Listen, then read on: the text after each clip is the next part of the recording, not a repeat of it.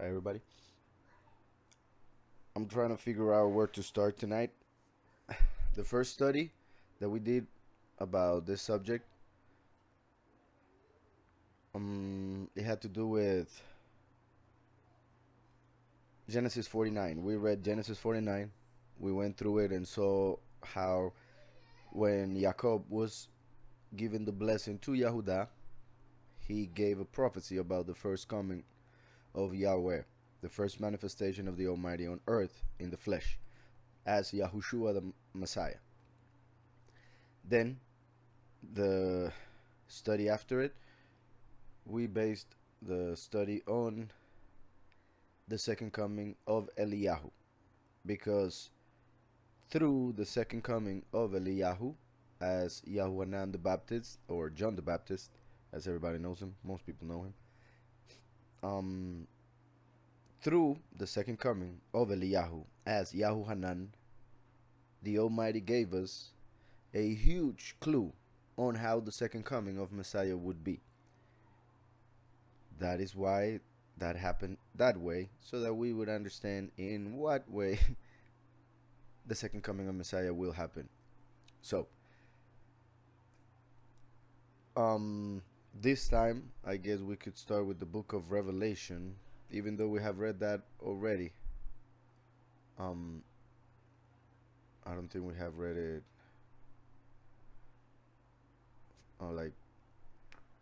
like really focusing on the end times, like the book of Revelation. Just a second. I also have like a huge list of verses that we could discuss right now, actually, and they're all going to go with each other because, like I said, there are so many verses that we could read about this subject. So let's see where to start.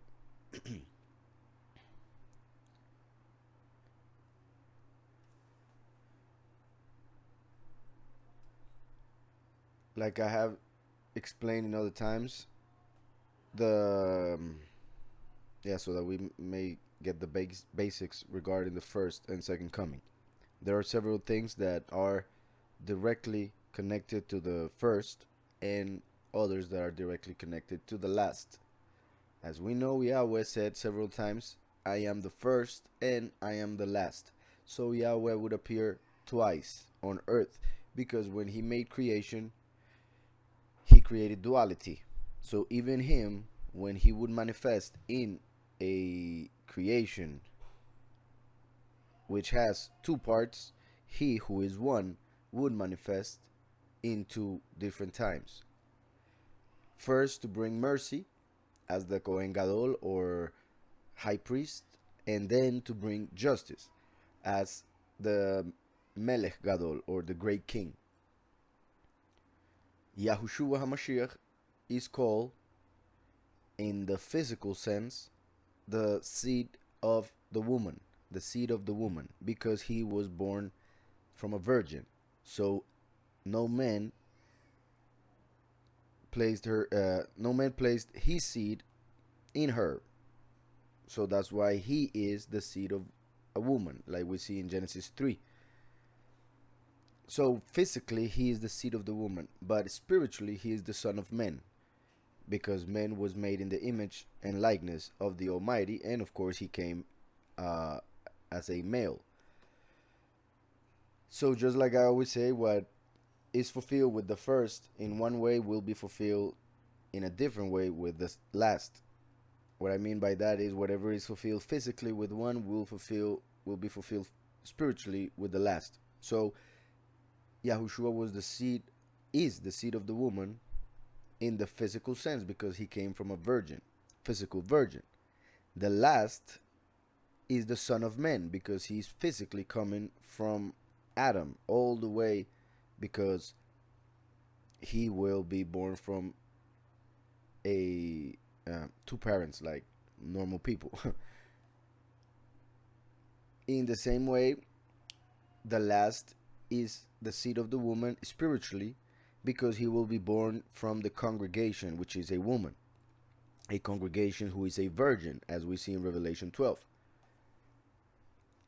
So in that sense, the same way with Messiah. Messiah is the Son of Man, like I said, in the spiritual sense. When it comes to the Old Testament or the Old Covenant speaks of the second coming in a literal sense. And it talks about the first coming in a spiritual sense. So since it was in a spiritual sense regarding the first coming, when he came, nobody understood it and they killed him, fulfilling everything that was written about him. And they didn't recognize him because they were expecting the letter, the literal. So they were expecting the last and they received the first. So they didn't accept him and they killed him. I repeat, because they were stuck in the letter, and the Old Covenant, the Old Testament, speaks about the first in a spiritual sense. So for them who did not have the Spirit, because Messiah had not been revealed yet, for them it was impossible to be able to realize the first coming. It was only possible to understand things about the second coming, because when it speaks about the second coming, it does it in a literal way. The same happens with the New Covenant, what people call the New Testament. In the New Testament, we see that it speaks literally about the first coming, about Messiah. It tells us the testimony, everything that he did. But when we read it with spiritual eyes, we see that it speaks about the second coming in a spiritual sense. So, I repeat, the Old Testament, in a literal way, speaks about the second coming. But in a spiritual way, it speaks about the first coming. That's why they did not recognize him when he came 2,000 years ago. Now in the New Testament, everybody sees it as simply the story of Messiah, because literally it speaks about the first coming. However, most people don't realize that it also speaks about the second coming in a spiritual sense. And I say it like that even though it obviously mentions the second coming several times, the New Testament. But when he speaks about the way that he's going to be manifested, the way that the last will fulfill that part, it does it through the stories that are already written about Messiah Yahushua. So that which Messiah Yahushua fulfilled physically, that which is written literal in the New Covenant, will happen spiritually with the second coming. Yahushua, the Messiah, the first, he is the Aleph, the first letter of the Aleph Bet. He is the water of life. Just like the last is the Taf, the last letter of the Aleph Bet. And he's the consuming fire. So just like Messiah the first is the water of life, the last is the consuming fire. The first, he said, he is the temple. The last is the ark of the covenant, the ark of the testimony. That's why he comes to give testimony as a witness. Messiah the first is the word. The last is the voice. The word and the voice. Messiah the first is the door, as he said it in John 10. And then he said about the second coming that he is the good shepherd. So the door and the good shepherd, first and last. Yahushua, when we read in the prophets mainly, we see the Almighty talking about the arm of Yahweh or the hand of Yahweh. The arm represents the... Hopefully the signal will be fine. I don't know why I just dropped like that. Regarding your question, yes, everybody does it. Everybody goes through that process. Thank you, Amy. Blessings to you. So I will continue. And let me know if there's a follow-up to that question, Melissa. So as I was saying, I don't know where it got cut off. So I'm gonna say the last one I remember. So the Messiah, as we read it in John 10, he said he is the door as the first and the second coming, the good shepherd. That's why the good shepherd is the voice, because the sheep listen to the voice of the good shepherd and follow him. Messiah is the word, the essence of that which will be manifested through the voice. So that's why the voice is the good shepherd. The word is the door. The Messiah, when we read through the prophets, is called the arm of Yahweh. Messiah the first coming of Messiah, is called the arm of Yahweh. And it is interesting that our strength when it comes to the arm, the muscles are in the arm, and the strength of the hand comes from the strength of the arm. So as we know, the book of Philippians says that we can do all things through Yahushua who strengthens us. That is why the last is the hand, who is one with the arm. So Yahweh is one, who separated himself in two parts, like the arm and the head, the arm and the hand, to manifest himself on earth two different times. So when he comes as the hand, he's getting his strength from the arm, who is the first coming. With the arm, you reach for something or hug something, like when Yahweh reached for humanity and forgave us. With the hand, you punish, or you also grab, like he who will harvest the chosen few.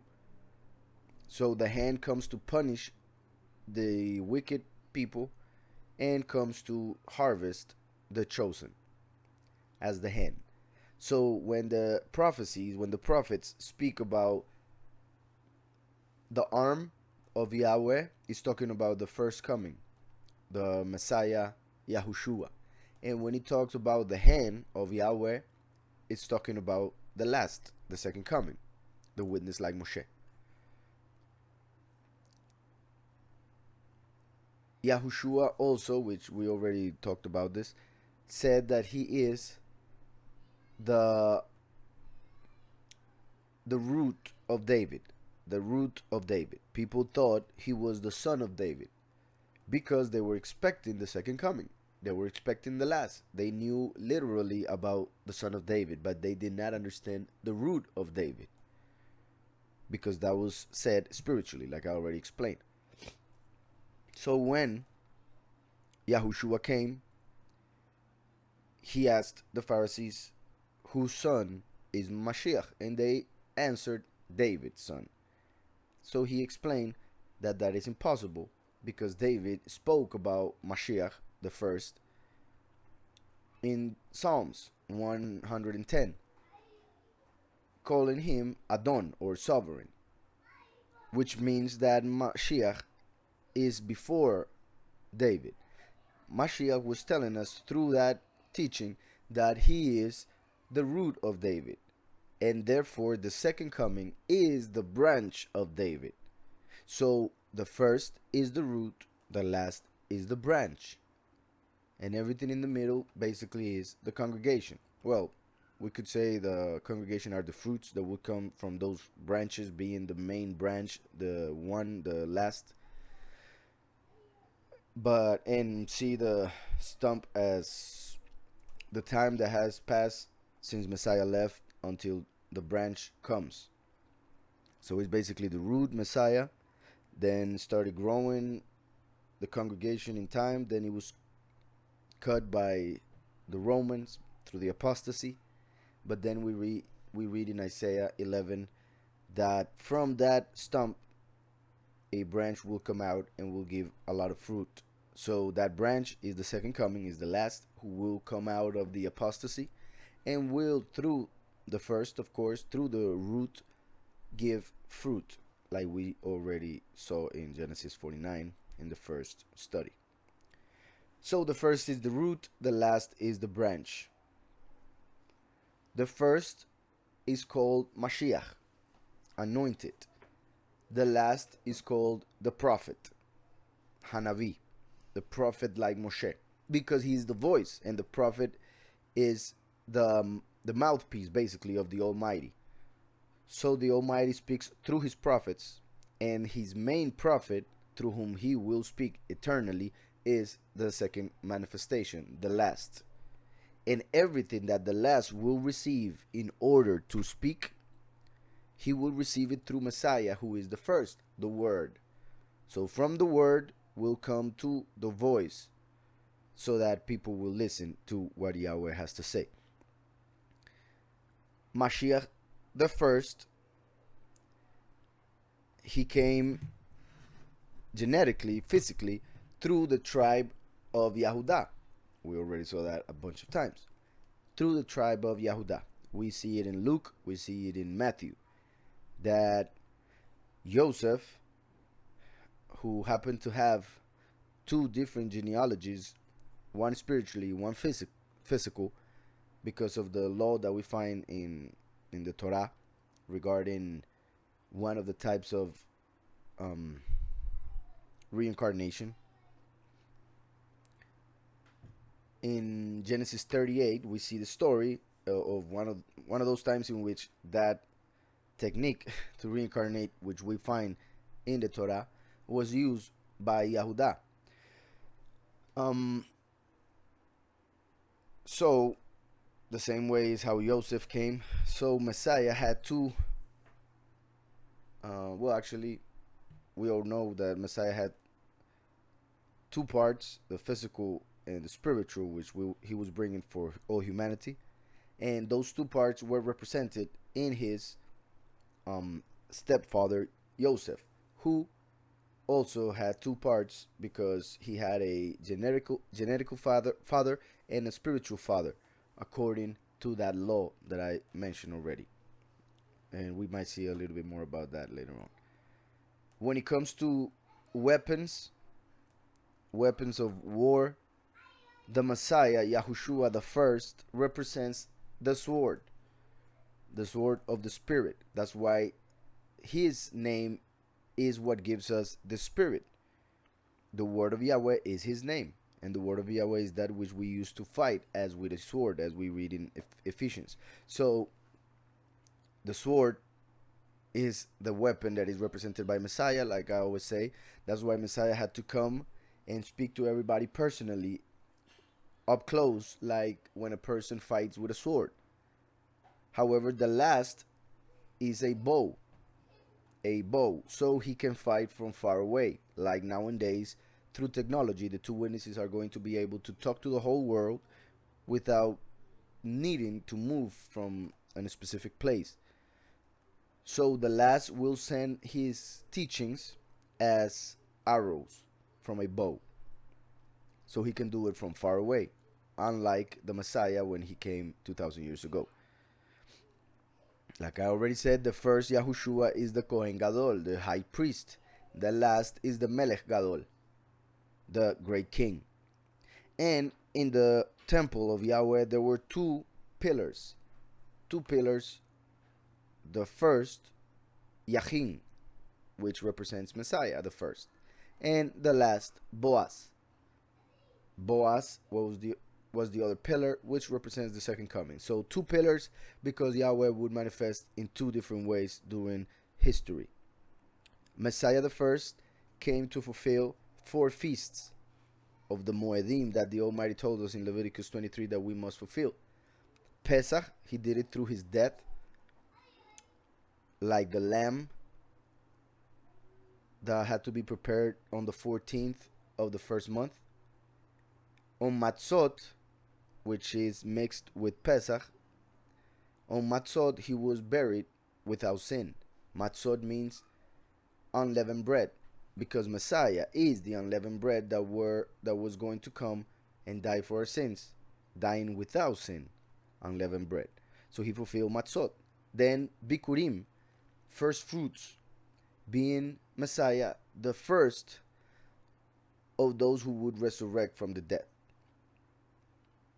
So, Bikurim, first fruits, because Messiah resurrected to present himself before the Almighty as the first fruits of those who would resurrect. And the fourth that Messiah fulfilled during his first coming is Shavuot, the Feast of Weeks, because there were 7 weeks that people needed or need to count, starting from Bikurim, from first fruits. 7 weeks, 7 sevens, 49 days. On the 50th day is Shavuot. On that day, the chosen received the Spirit. So, Shavuot was like the Spirit or the Almighty getting engaged with the congregation, preparing her for the wedding of the Lamb that is about to happen, as we see in Revelation 19. So, those were the first 4 feasts that the Messiah fulfilled on his first coming. Now, during the second coming, or the last, he will fulfill the last 4 feasts. The first, Yom Teruah, or the Feast of Trumpets, that will happen when he is arrested and taken to jail for 10 days, as we see in the book of Revelation and other parts or other stories that we find in scriptures. After 10 days comes Yom Kippur, the day of forgiveness. So, on that day, he's going to be killed. After 10 days of being captured, he's going to be killed on Yom Kippur.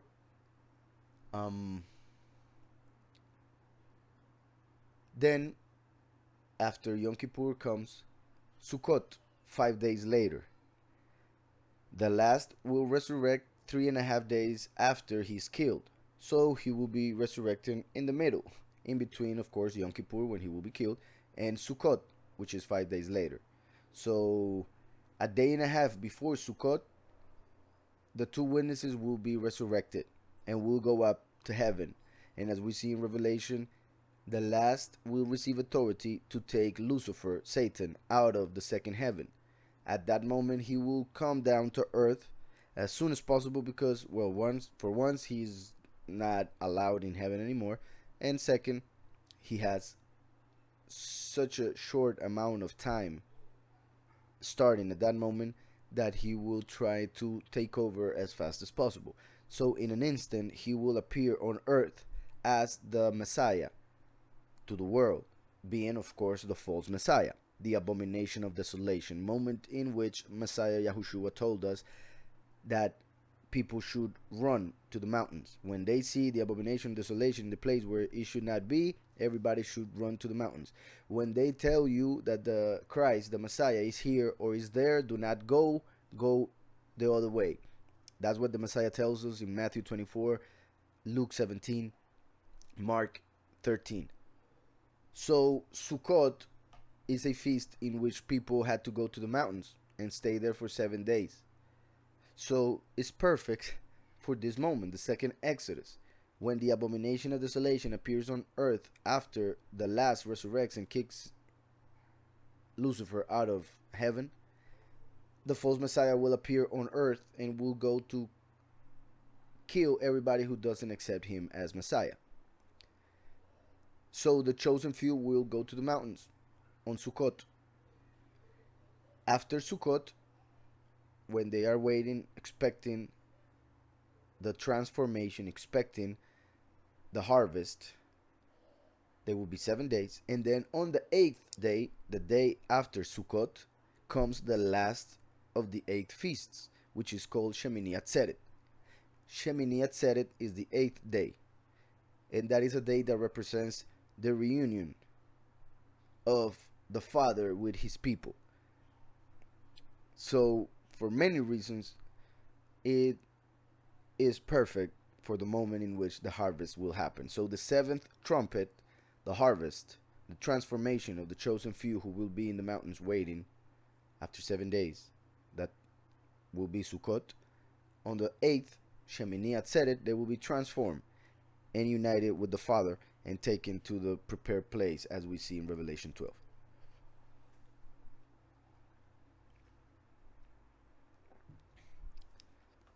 Let me see if there are any questions.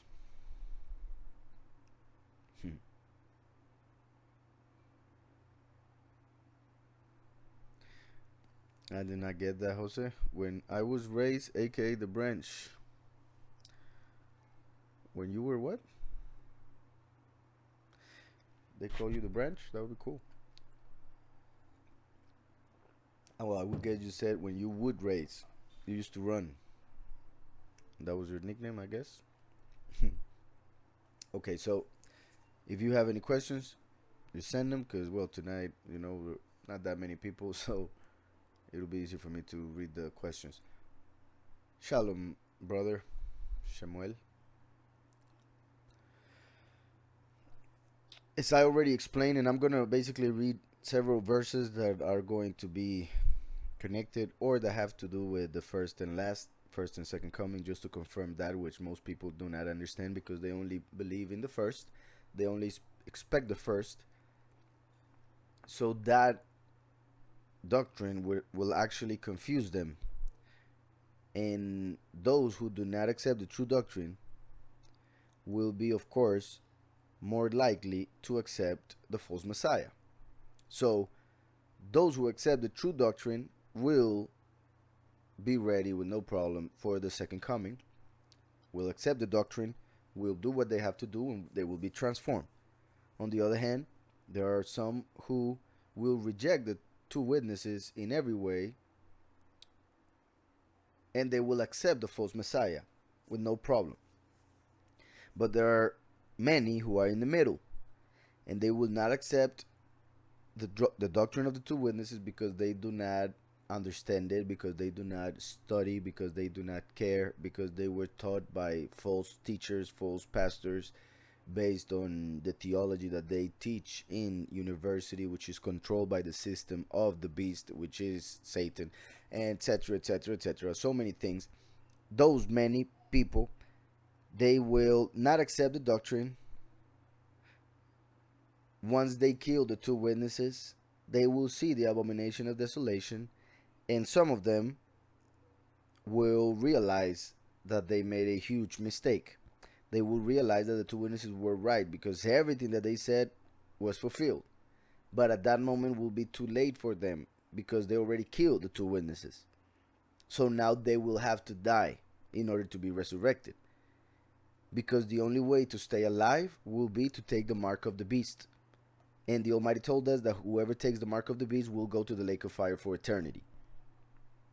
And that part, at least, Christians do know very well, I think. So, since they know that part, they will not accept the mark of the beast once they recognize it as such. But it will be too late to accept the doctrine of the two witnesses. So they will have to give their bodies, their flesh, pay for the sin, that sin, with their flesh, because the payment of sin is death. So the many who did not accept the two witnesses will not understand anything until they are killed. And once they are killed, the false Messiah will appear, and the many will realize that they made a mistake. But it will be too late.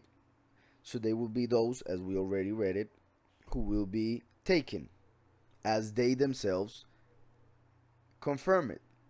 Christians use Luke 17, Matthew 24, and Mark 13 to say that they are taken. When it says, and there will be two in one house, one will be taken and one will be left. They say that they are the ones that are taken, and that is true. That is not the harvest. That is when the beast will come to kill people. And those who are taken will be taken to be murdered, as Messiah himself says it in that same chapter. But we have to read the whole chapter, not just one part. Like I always said, there were three people. One who obeyed and went to the mountains. Those are the chosen few who listen to the witnesses. There will be two in one house. One will be taken and one will be left. The one that is left is because he takes the mark of the beast to be part of the New World Order. And the other one is taken to die. As when the disciples asked Messiah, where are they going to be taken? Messiah told them, wherever you see the dead body, there you will see the vultures gathering around. Melissa asks, the false Messiah, will they most likely be of a certain faith? Okay, they who? You said the false Messiah, and then you spoke about several people. Do you mean the people that will believe in him? The false Messiah, will they most likely be of a certain faith? Yeah, I did not understand the question correct. Okay, so, well, yeah, I guess you're talking about people who will accept him. Yeah, there will be Christians, unfortunately. I mean, obviously, the world who are not believers will be forced into the New World Order, into the Luciferian doctrine, into the New World religion. But that New World religion will be based on the false religion called the Catholic Church, the Universal Church, the whore of Babylon, as the book of Revelation calls it. But the whore of Babylon is mother of all Christian doctrines. No matter if a Christian wants to say that he has nothing to do with the Catholic Church, the more you look into Christianity, the doctrines that they follow, and everything that they have been doing lately, you see that they're not that far off from the Catholic Church. They are trying to go back to it. Actually, in many pastors are giving respect to the Pope and a bunch of other things that a few years ago were not expected to come from Protestants or evangelicals, etc. So the false Messiah is basically going to be the Messiah that the world is waiting for. And that may be a little bit cryptic, even though I'm being as clear as I can be. Well, no, I could be clearer. Everybody's when a person thinks of a Messiah or a Christ, they have an image in their head and they have a name in their head, even if they are not Christians. They have an image for a Messiah, for a Christ. They know of one that they have been taught about by the system, even if they do not believe in him. That's why Messiah said, I come in my Father's name and you do not receive me, because his name is Yahushua. In his name, the name of the Father is, so the name of the Son has the name of the Father. But he himself said it, whenever one comes in his own name, him you will receive. So there are many people, there are many ways and many teachings that try to explain that part about the name and claim that it will be just some person. For instance, I just heard somebody saying that Donald Trump is the Antichrist. Well, I've been seeing it from a lot of people, actually. And there's so many reasons why that is wrong. So many reasons. One of them, like I always say, Christians mistake the beast, the first beast, for the Antichrist. So they really get it wrong when it comes to that. They are expecting a politician. And the point that I wanted to make was that the person that I was reading about that was talking about Trump as the Antichrist was saying that Trump came in his own name. And I mean, of course, it's true. Everybody has to use their name to present themselves. But the fact that Trump uses his name for everything and puts his name on everything and every building and everything that has to, he tries to, I guess he's very egotistical or narcissistic or many other titles that could be given to him. But that is not exactly what Messiah was saying when he said, when a person comes in his own name, you will receive him. First of all, Trump is getting a lot of hate. And by the same system that put him there. So it's part of the whole game.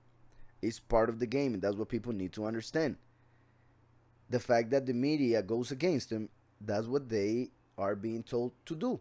That's what they are supposed to do. To keep everybody blinded. To keep everybody thinking that he's the one. Well, not everybody, those who believe in him, of course.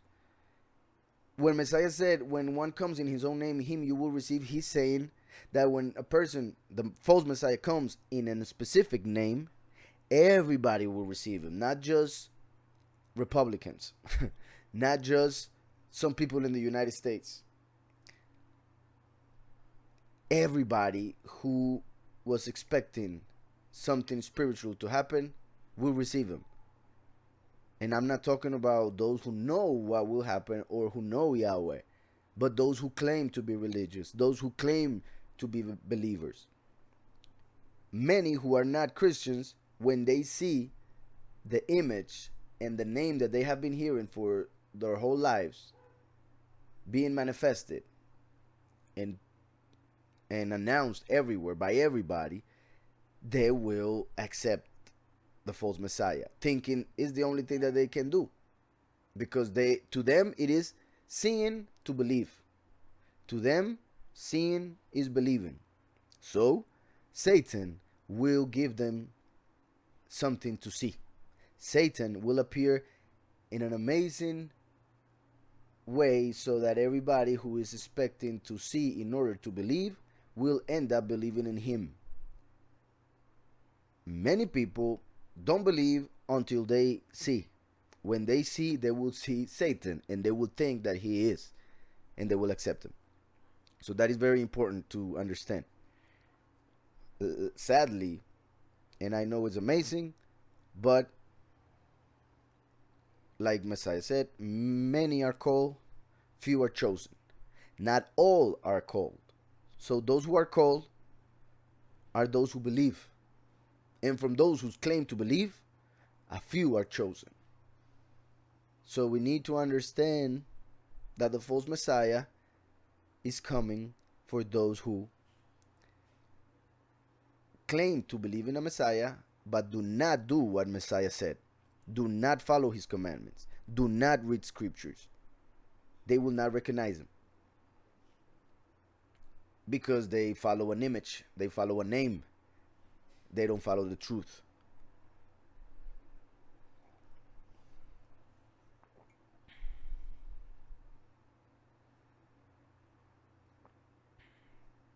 Yes, Jose, we already spoke about that. Jose asks, when you mentioned the hand, it reminded me about the hand that rode in the sky in Babylon. Are they connected? He didn't ride in the sky. He rode on a wall.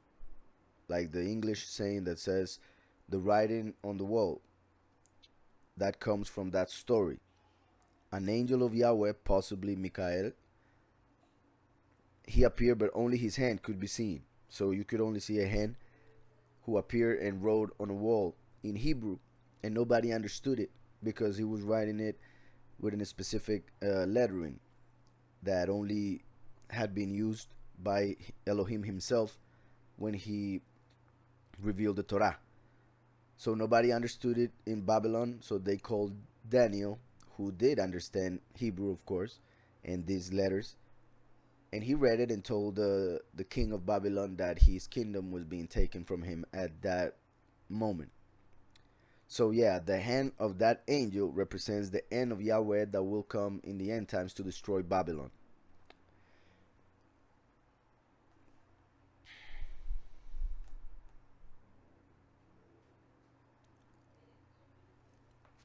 And yeah, the arm saves the hand, as we see in Isaiah 63. Yahweh himself said it, that when he comes in the end, he doesn't see anybody that can save him, so he had to save himself. So he came 2,000 years ago to die for himself. I meant I grew up in a place they called the branch. Okay. Well, I was never gonna get that from what you wrote, brother. It's short for spring branch. Every time you say the branch reminds me where I was raised. Okay, now I got it. Oh, interesting. That's nice. Melissa says the false Messiah will be of a certain faith, like Catholic. Okay, thank you. Now I understand the question. The false Messiah is supposed to be a Jew. Not supposed. He is a Jew. Because the real Messiah is a Yahudi. The real Messiah is a Yahudi. So according to Christians, the Messiah is a Jew. A Jewish person. So he will appear acting like he is the one but according to the false doctrines and beliefs of society nowadays. Just like angels and demons are most commonly appearing nowadays as aliens, extraterrestrials, because that's what people believe in. That's what people are thinking of when they see a movie, science fiction, when they look at what NASA is saying, lying to the people through the media, through evolution, Big Bang, etc. They are not thinking of demons and ghosts. They are thinking of extraterrestrials, aliens. So that's how they are appearing. The same with the false Messiah. Christians would not follow a Hindu Messiah. Jewish people will not follow a Christian Messiah. But everybody has been programmed to believe in a type of Messiah whom they call Jewish Messiah. So if he's Jewish, Christians will believe in him, Jewish will believe in him, and the rest of religions will end up accepting him, because in their religions they don't have a Messiah, but they have heard of a Messiah from Christianity. So he cannot be a Christian because he is Christ. And hope you understand that I did not call him Messiah, but the word Christ, which they use for Krishna, for Tammuz, for Dionysus, for a bunch of others who are false messiahs. They are called Christs, and that's why I don't use the Greek title Christ for Yahushua HaMashiach.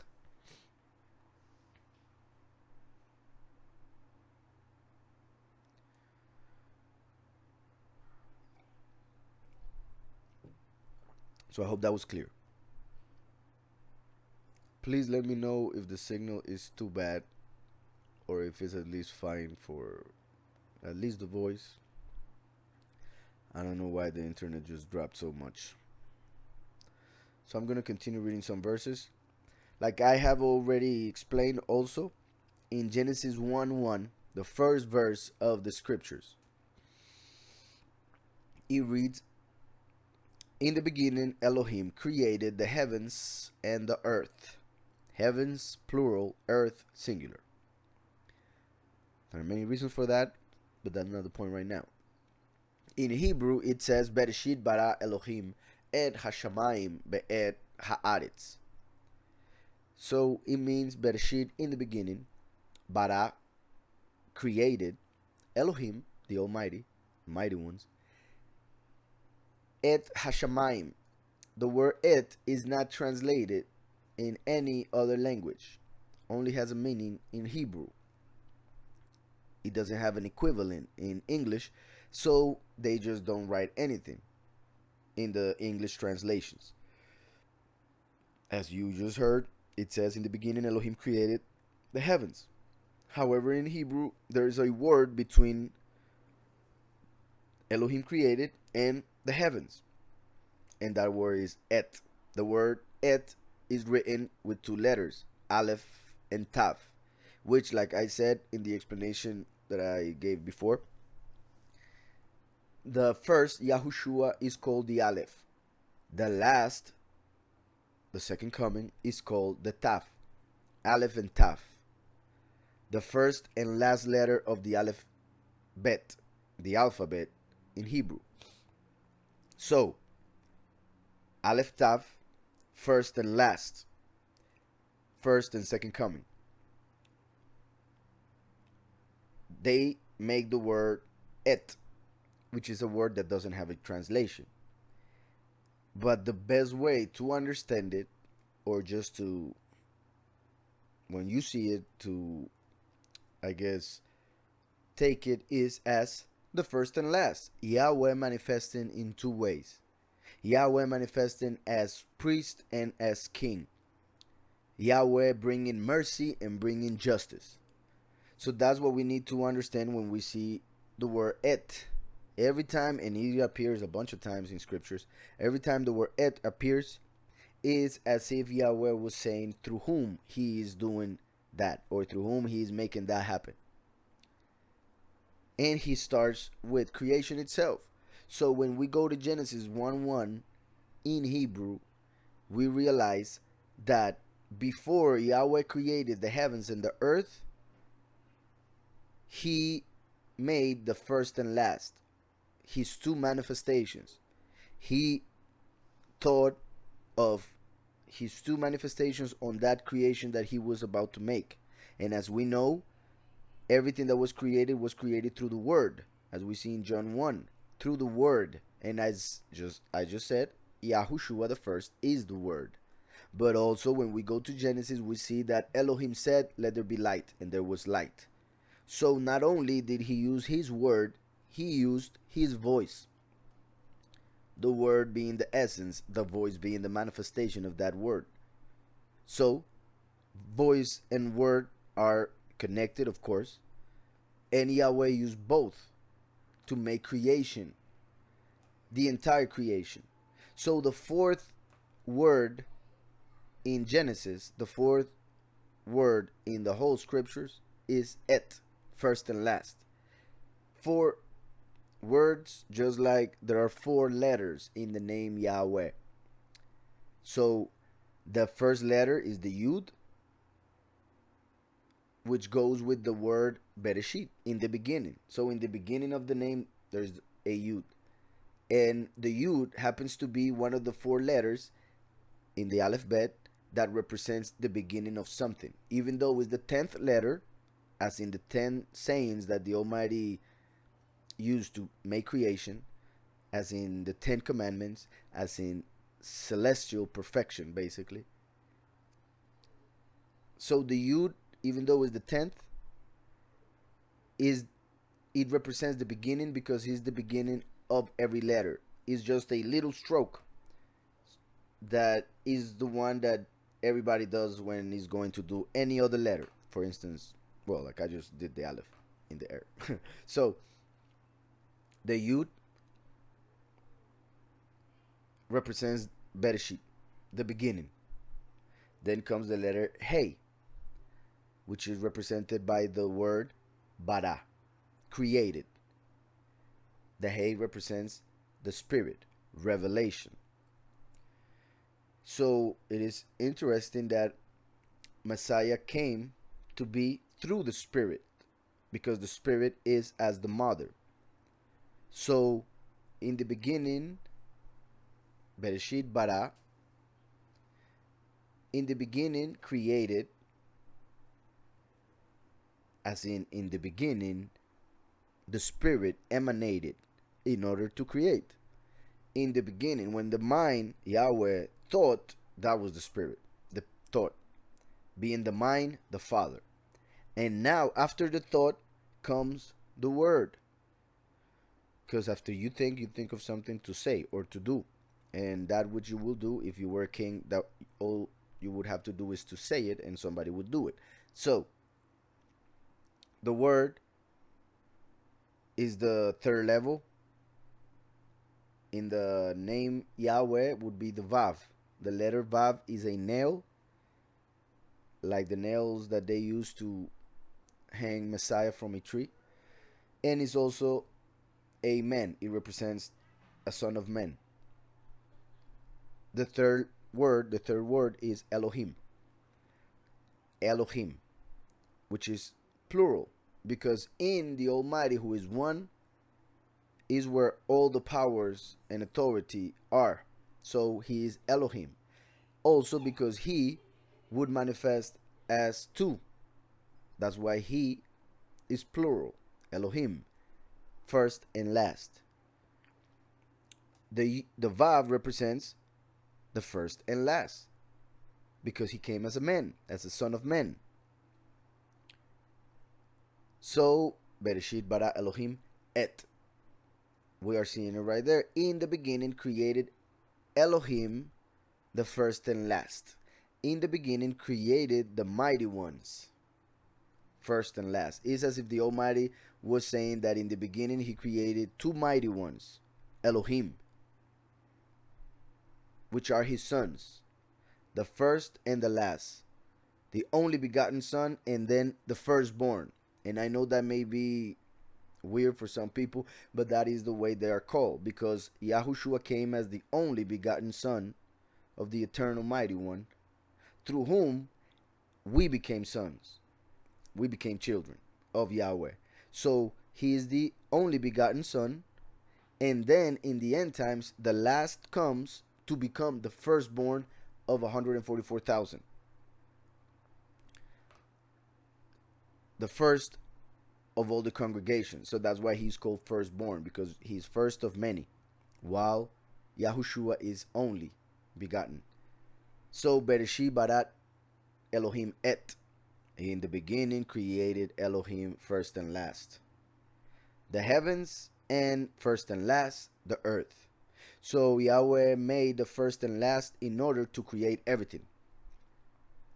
And the first is connected to the heavens. That's why Messiah is at the right hand of the Father in the heaven, and there is where he will remain for eternity. The last will remain on earth as king of earth. That's why first and last the heavens, first and last the earth. I hope that's clear. Let me see if there are any questions. Oh, good. Well, nobody tells me anything about the internet, so I hope it's fine. Let me see.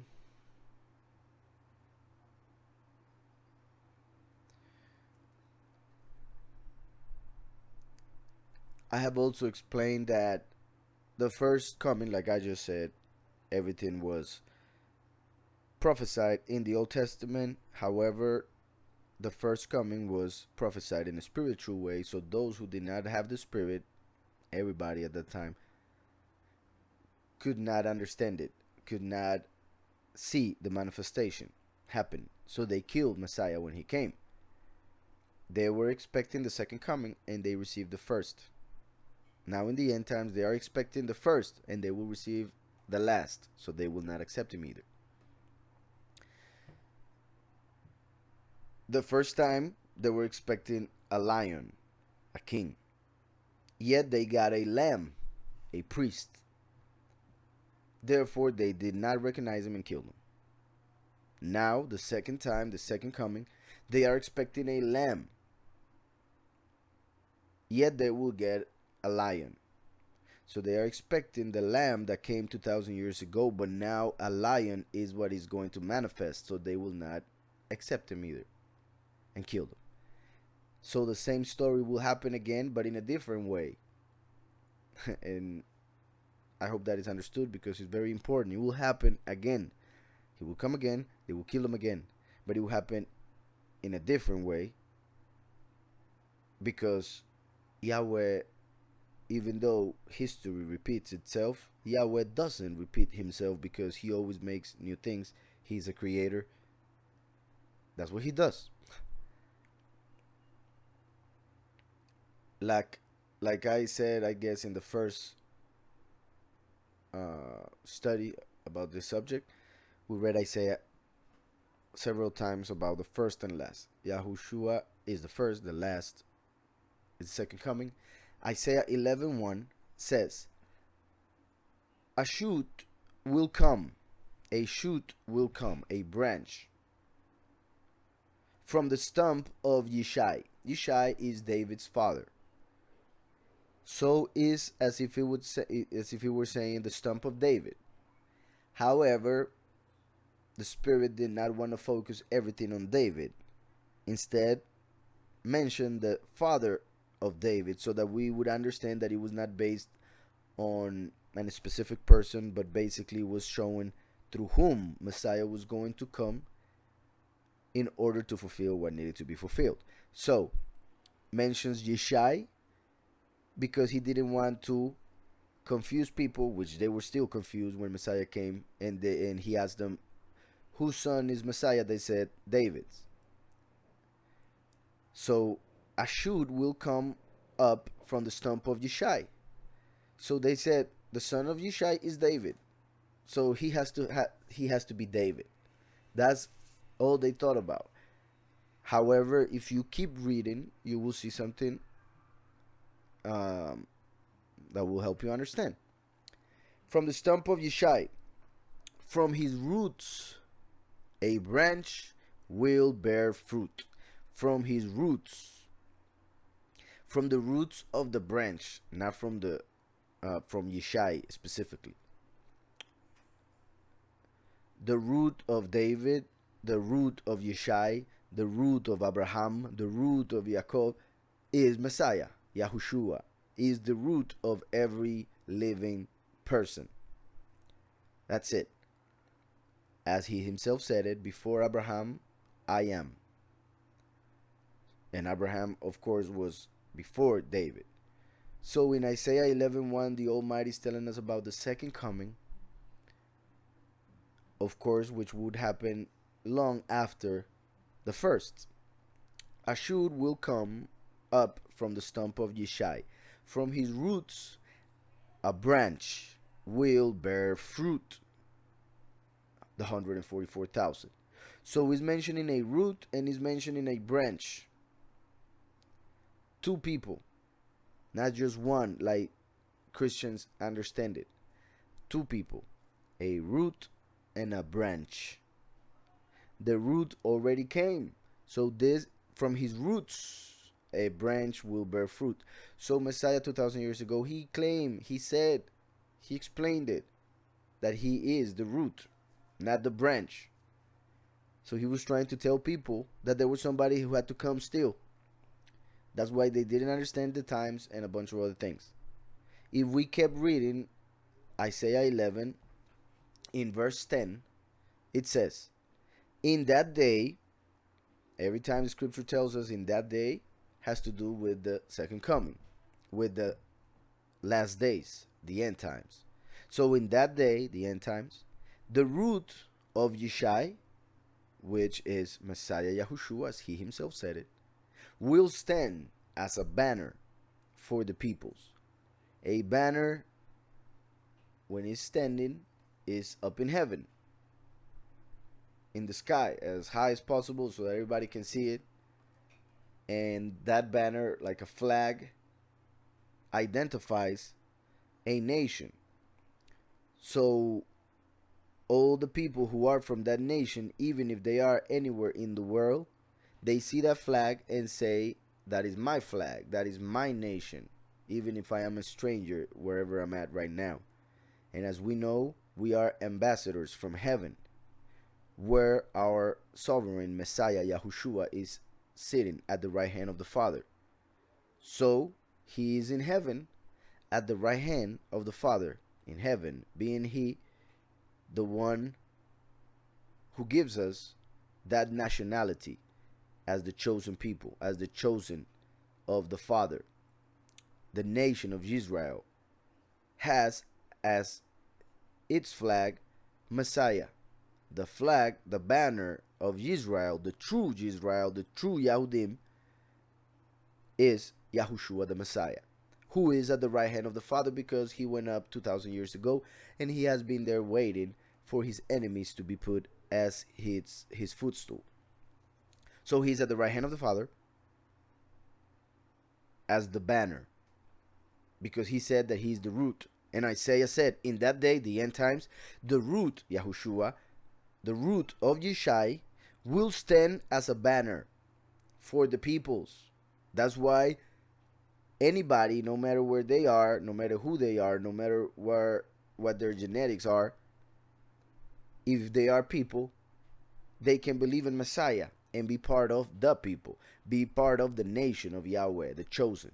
That's why it says, as a banner for the peoples. Anybody in any nation, if they believe in Messiah, they are part of a higher nation, that which will be on earth for eternity.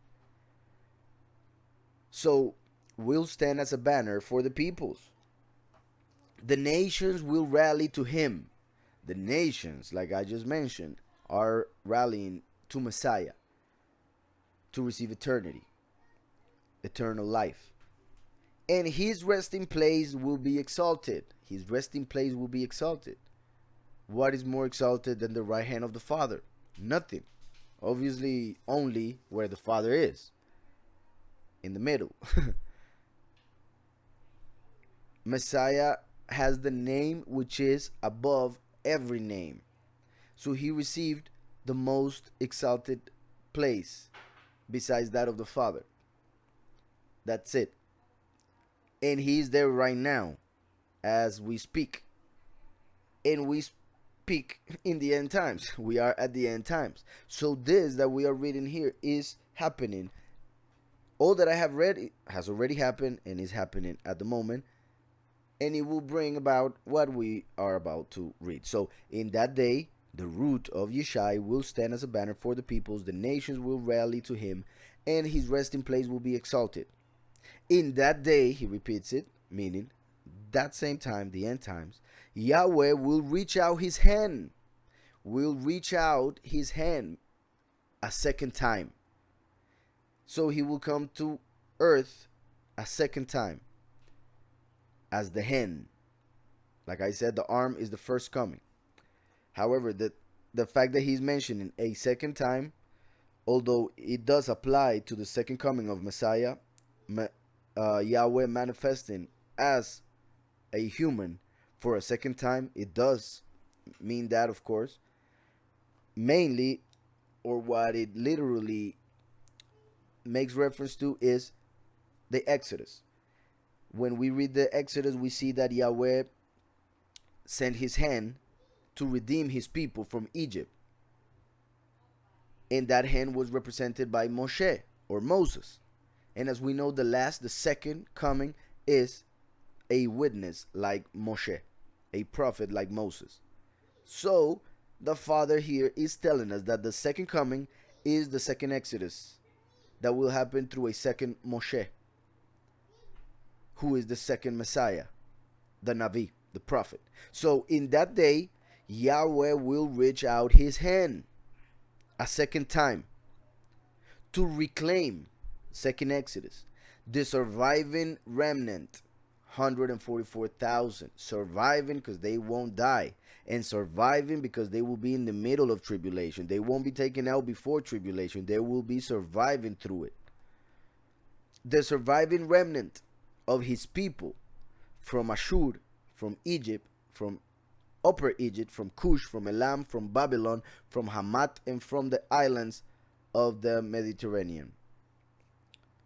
So Ashur, one part of Egypt, other part of Egypt, Cush, Elam, Babel, Hamat, and the islands of the Mediterranean. 8 places. 8 places. The 8 represents a new beginning. It represents when we enter eternity. So that's why the Almighty is mentioning it right there.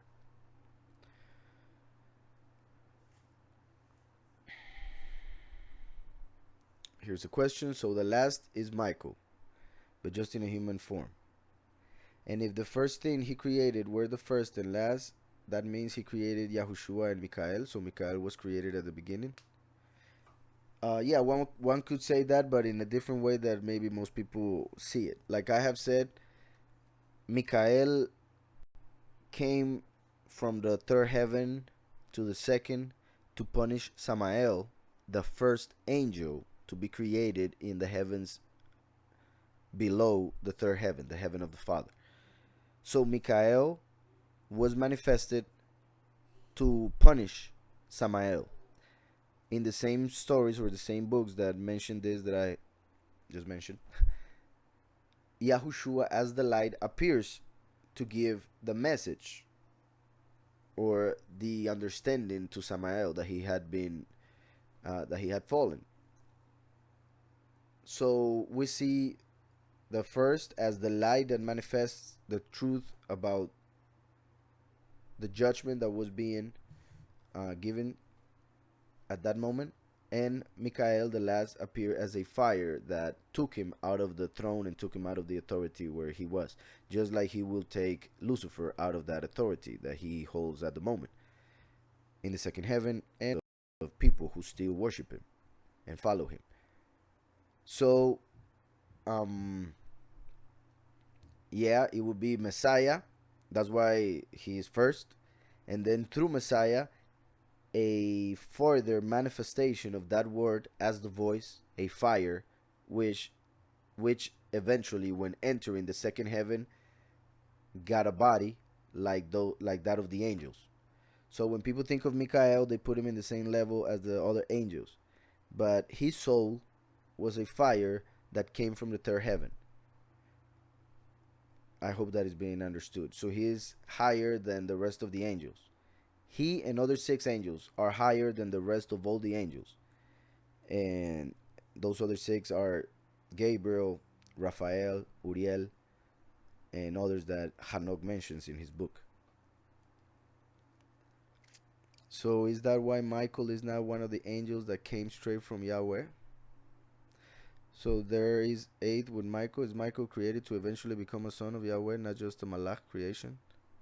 Well, I just explained the other part. He's the main of the 7. He is the main of the 7 angels, as the boss of those 7 angels, or other 6 angels. I'm sorry. He completes the authority of the Almighty. The 7 represents completion and other things. Then he says, is Michael created to eventually become a son of Yahweh? Yeah, that is the point. Through Yahushua the first, Michael will become a son, like the first himself. Just like we all become children of Yahweh through Messiah. I don't know why this are not working.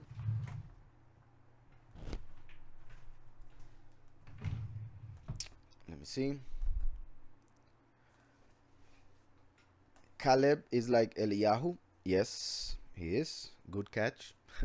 I love it when you guys bring your own revelations and they go according to everything that we teach all the time. So that shows that the Spirit is revealing to you guys directly, that the Spirit is teaching you, and therefore confirming the doctrine as truth,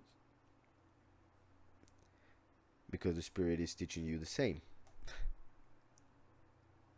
You're very welcome, Jose. I'm glad it became clear. So, witness like Moshe, the last, the branch of David. He is the branch. The branch comes after the root and the stump.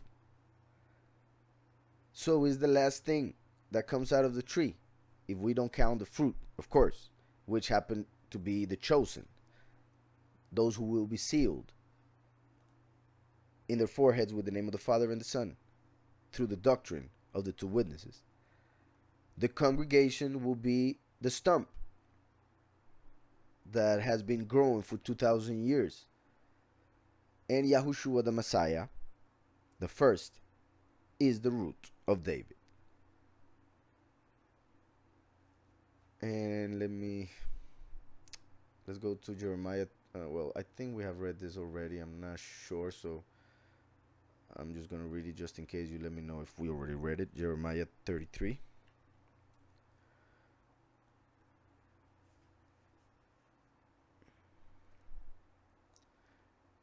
It says, just a second.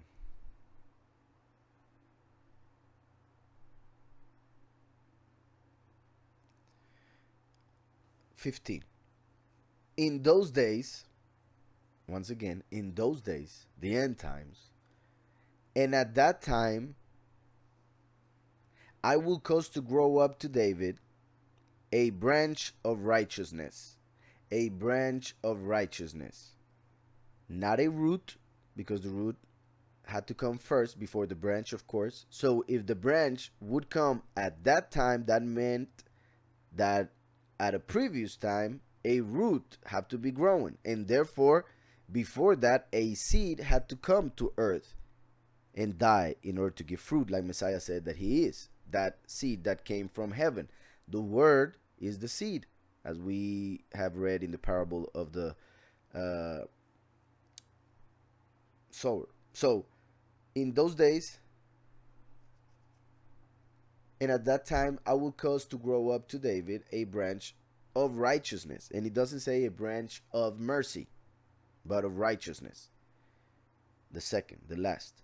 He shall execute judgment and righteousness in the earth. He will execute judgment. Messiah did not execute judgment.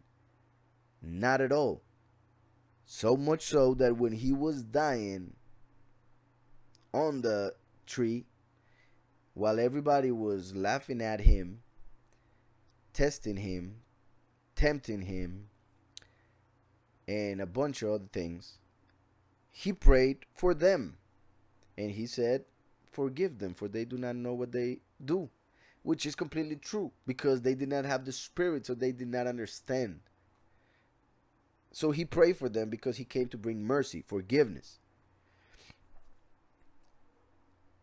But the last comes to execute the judgment. So that's why he's going to be hated even more.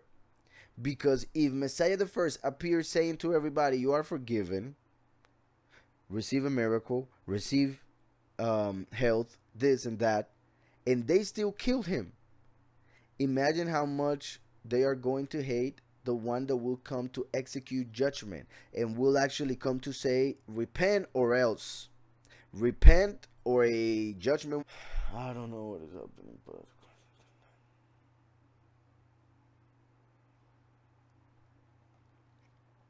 are we back?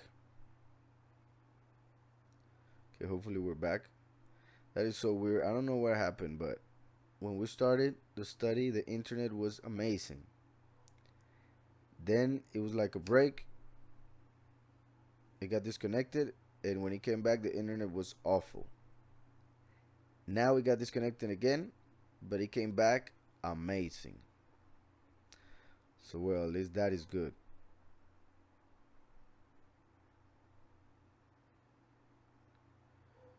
So it should be great right now, Melissa. I think what you wrote it a long time ago, and it just came to me. I mean, it just appeared to me here in the chat. So, well, at least I'm happy about the internet. It just got a lot better. I don't know what happened. It should be like this all the time. So let me see the questions. Um, Jose says, "Oh no, here we are." So Michael is one of the seven. Yeah. Alejandro says, "Hard to say that we're near to the 6,000 year."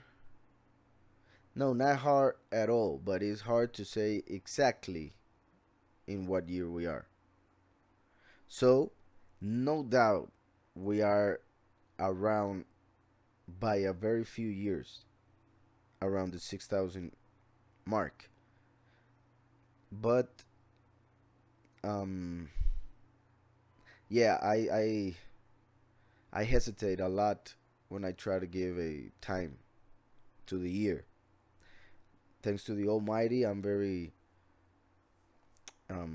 sure about the month and the day and a bunch of other things, as you guys know, with the calendar study that we did.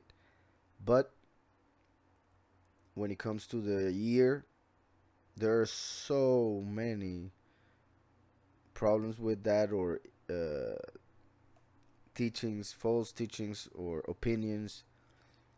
Um, for instance, and this is the one that I mentioned the most, I guess.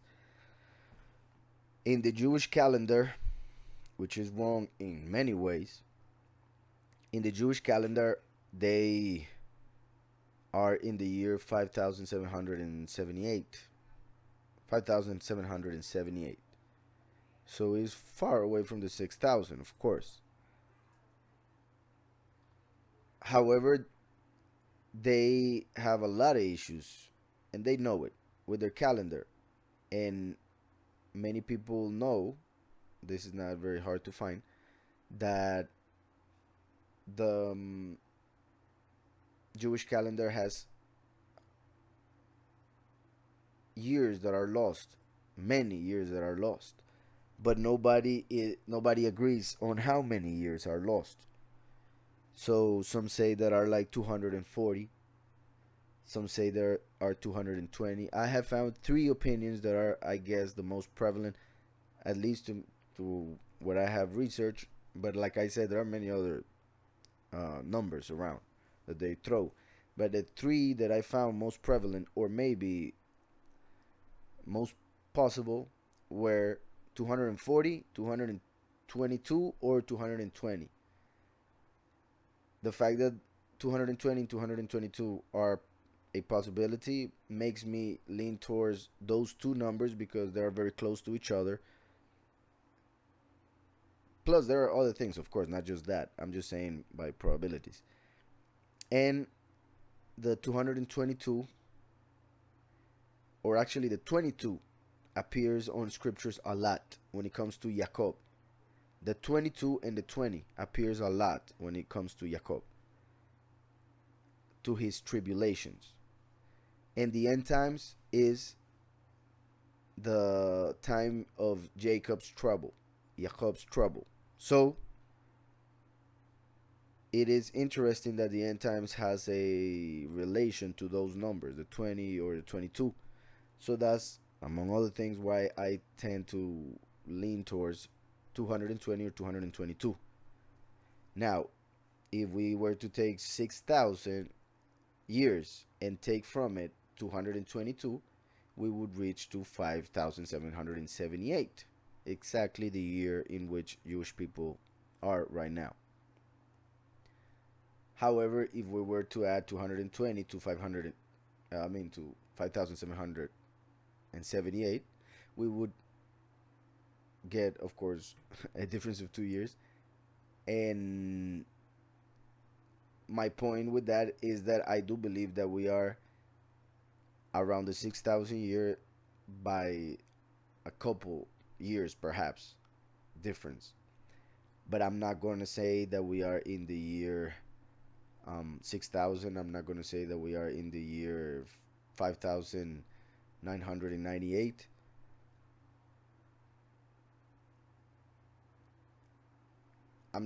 I just think that we are very, very close, and I will perhaps use or say a specific number once I see the confirmation of several prophecies, and then realize, to, like, through those prophecies, through the scriptures, in what year we should be. So I do think that we are so very close, but I do not want to take the leap and say the year. Jose says Yahushua was created first, so if Yahushua is the son of Yahweh, he is also his messenger. So does that, technically speaking, makes Yahushua a malach and the perfect one that even came to earth and did not sin, not like the malach that said, I would come down. What? Okay. Well, yeah, in that sense, Yahushua, he himself called himself a messenger. So he is a messenger. He's a malach. He's represented by the eagle as a malach, the malach of Yahweh, but the most, the highest of them. So what you just said is actually to explain what I was saying. First and last, you can see the first as the manifestation of the Son, and the last as the manifestation of that Son being sent to do a task. So yeah, Messiah the first came as a malach, but the title malach is more appropriate for the last. While the Son is what Messiah is, and he came to give us that title also, to become children.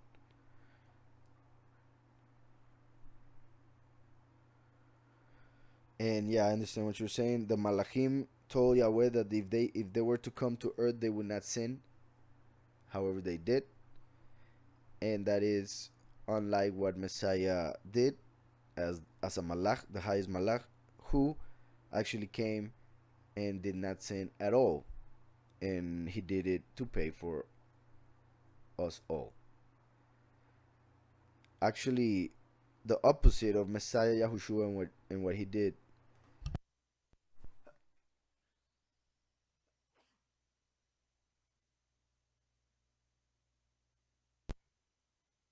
I'm sorry. What I was saying, the opposite of what the Messiah did, yeah, is what Zazel or Azazel did, as we read in the book of Hanok. Um, that's why he was blamed for all the sin of men. Cheka says, "Good night, blessings." What's all the names? What other names have? What other names does Mikael have? Well, there is a book that says that Mikael is also the angel called Metatron. Metatron. But that is a name that has several roots or different languages that are connected to it, and actually Hebrew is not one of them. So it's a name that came to be later on, and they used it to refer to Mikael. Um, but there are also other stories regarding Metatron. Basically, the more you read about it, you will get to see that there are two Metatrons. One that is bad, and then one that is good. And the one that is good was created to replace the one that is bad. So there are many things that we see that seem to confirm that Metatron is Mikael. Metatron is mentioned a lot in several things, even in by the Satanists. They do claim to talk to Metatron, and many musicians claim to be connected to Metatron or possessed by Metatron in order to make music. But as we know, Lucifer was in control of music, and he would be the bad Metatron that I mentioned. So Metatron is a name that is given, and there's a writing that says that they are the same, Mikael and Metatron. And I'm sure he has other names, but not that I remember right now as having been revealed to us. Or perhaps it's somewhere or written and we just don't know that it's referring to the same exact angel and we just think it's another angel. I say that because there are many books regarding names of angels, and an angel is given a name according to a job that he has to do. So when the angel had to fight against a fallen angel that wanted to be like the Most High, that angel that was sent to do that was given the name Mikael, who like the Most High, who is like the Most High, who is like the Mighty One. So Metatron represents or means he who is besides the throne, or he who is the throne of the Almighty. So the name that is given to an angel depends on the job that he has to do. That is unlike humans who receive a name at birth, and that is them forever. And through their life, they get to receive different titles depending on the job they have. So basically, angels do not have names, they have titles because they are servants. They have to do a job. Children receive a name from the Father. So that's why the Almighty promises the people who believe in Him that He will give them names because they will become His children. So basically, humans have a name that represents their whole personality, their whole person, and their personality is directly connected to the meaning of that name. But when they get a job, they get a title, and that title means the job that they do. So angels do not have names, they actually have titles. And that's why in Judaism they kind of don't make a difference between names and titles, because a name also works as a title, of course, and a title can work as a name. But I do believe, at least for me, there's a big difference between a name and a title, like I just explained it. The difference between doing a job and getting a title, or just being a son and therefore getting a name, because you're a person, not just a robot.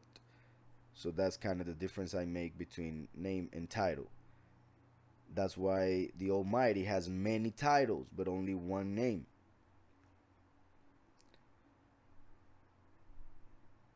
So let me see. Mikael is one of the seven. Does that relate to the seventh millennium? Yeah. Yeah. That would make eight Malach that are created by Yahweh directly from Him.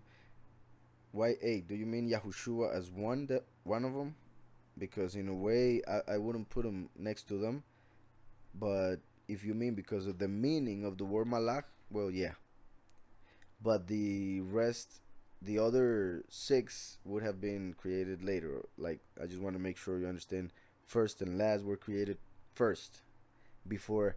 I mean, and I don't even like to use the word created because they are not creations. They emanated from the Father in order to create.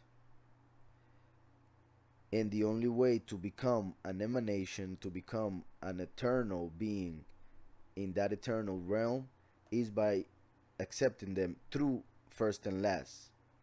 First as the door to become that, and the last as the voice that tells the people where to go, through whom they should pass, which is Messiah.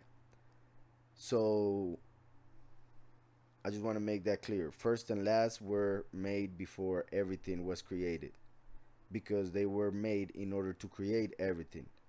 One to create it and another one, well, yeah, both to create it, but uh, there is a separation between the job that each one had or has and the position that they will hold. But they are one in the Father, and through them the people will be one with the Father.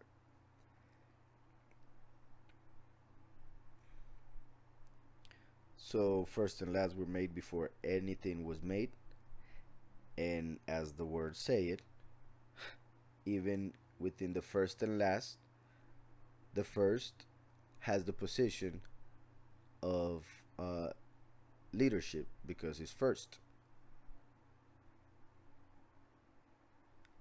as the word. However, the last brings the fulfillment of that word. So even though it's second, as in last,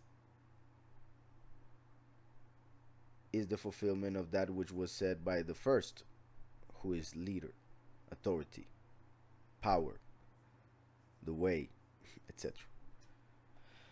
Melissa asks, what happens to children, let's say, who aren't raised in the truth when the beast and one world religions takes over? Well, it I mean, there are so many possibilities of that you say happening in many ways, in many different ways, in many different families, with many different beliefs, with many different possibilities.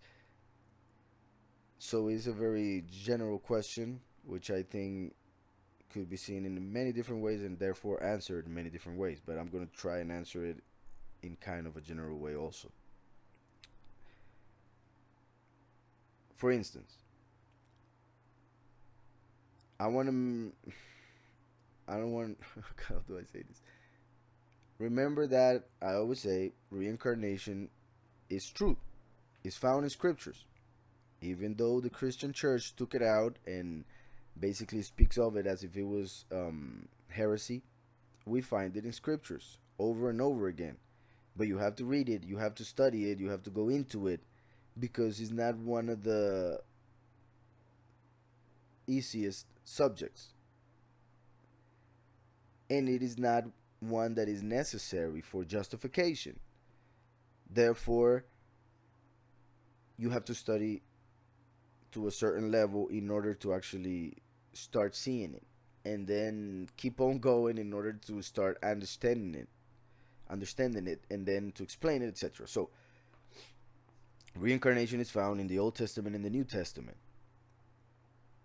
Messiah believed in it because he didn't correct the disciples when they asked Messiah about it, or they made a question including reincarnation.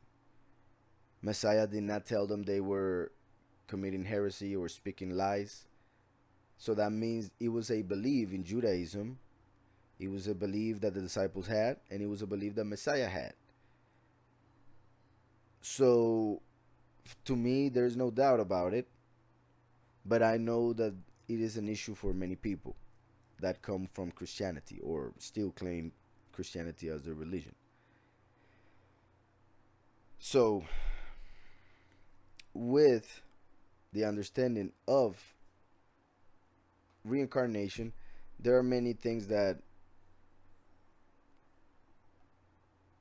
start to be easier to understand, and you get to see broader view of the mercy of the Father in many ways. The how he has given several chances for people to accept Messiah throughout the ages. How he has given people different chances in order to be greater during eternity. How he has given people different chances in order to do works and receive greater power and eminence in the kingdom, etc. All of that is huge, is amazing. In John 9 is when we find the disciples asking Messiah about a person that was born blind. He was born blind, so he was born with a problem, a sight problem. The disciples asked if he was born like that because of his sins or because of the sins of his parents. There was no way that he could have sinned inside the mother. So they meant that he sinned in another life. Messiah did not correct them, but he added a third option. So there are three reasons why a person would be born with a problem. So all that I am saying is to kind of explain this. What happens to children, let's say, who aren't raised in the truth?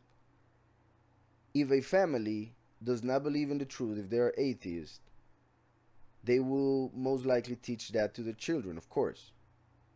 The Almighty knows this, of course. So, he knows where to send each and every soul that needs to enter this world according to those parents. So, if a person, let's say, doesn't deserve to be in a family where the truth has been revealed, instead he needs to go through other teachings in order to understand other things, or to fight against those things, or in order to be confused because he has been given so many chances and therefore he needs to be in that family and go through that which he will go. For instance, then the Father will take care of the soul entering a family with atheists, or a kid entering a family with Christians, or a kid entering a family who has the truth of scriptures. So we must understand that even though when we are born we don't know anything and don't remember anything, because we don't have any memories of that life in which we just enter, like the one that we just got when we were born, the soul does have a memory in the spirit. There's something that has happened before that, and the Almighty knows all of that, and that is why you are being born the way you are being born, the place where you are being born, through the parents that gave birth to you, etc. So all of that has to do with it. Now, if we do not include reincarnation,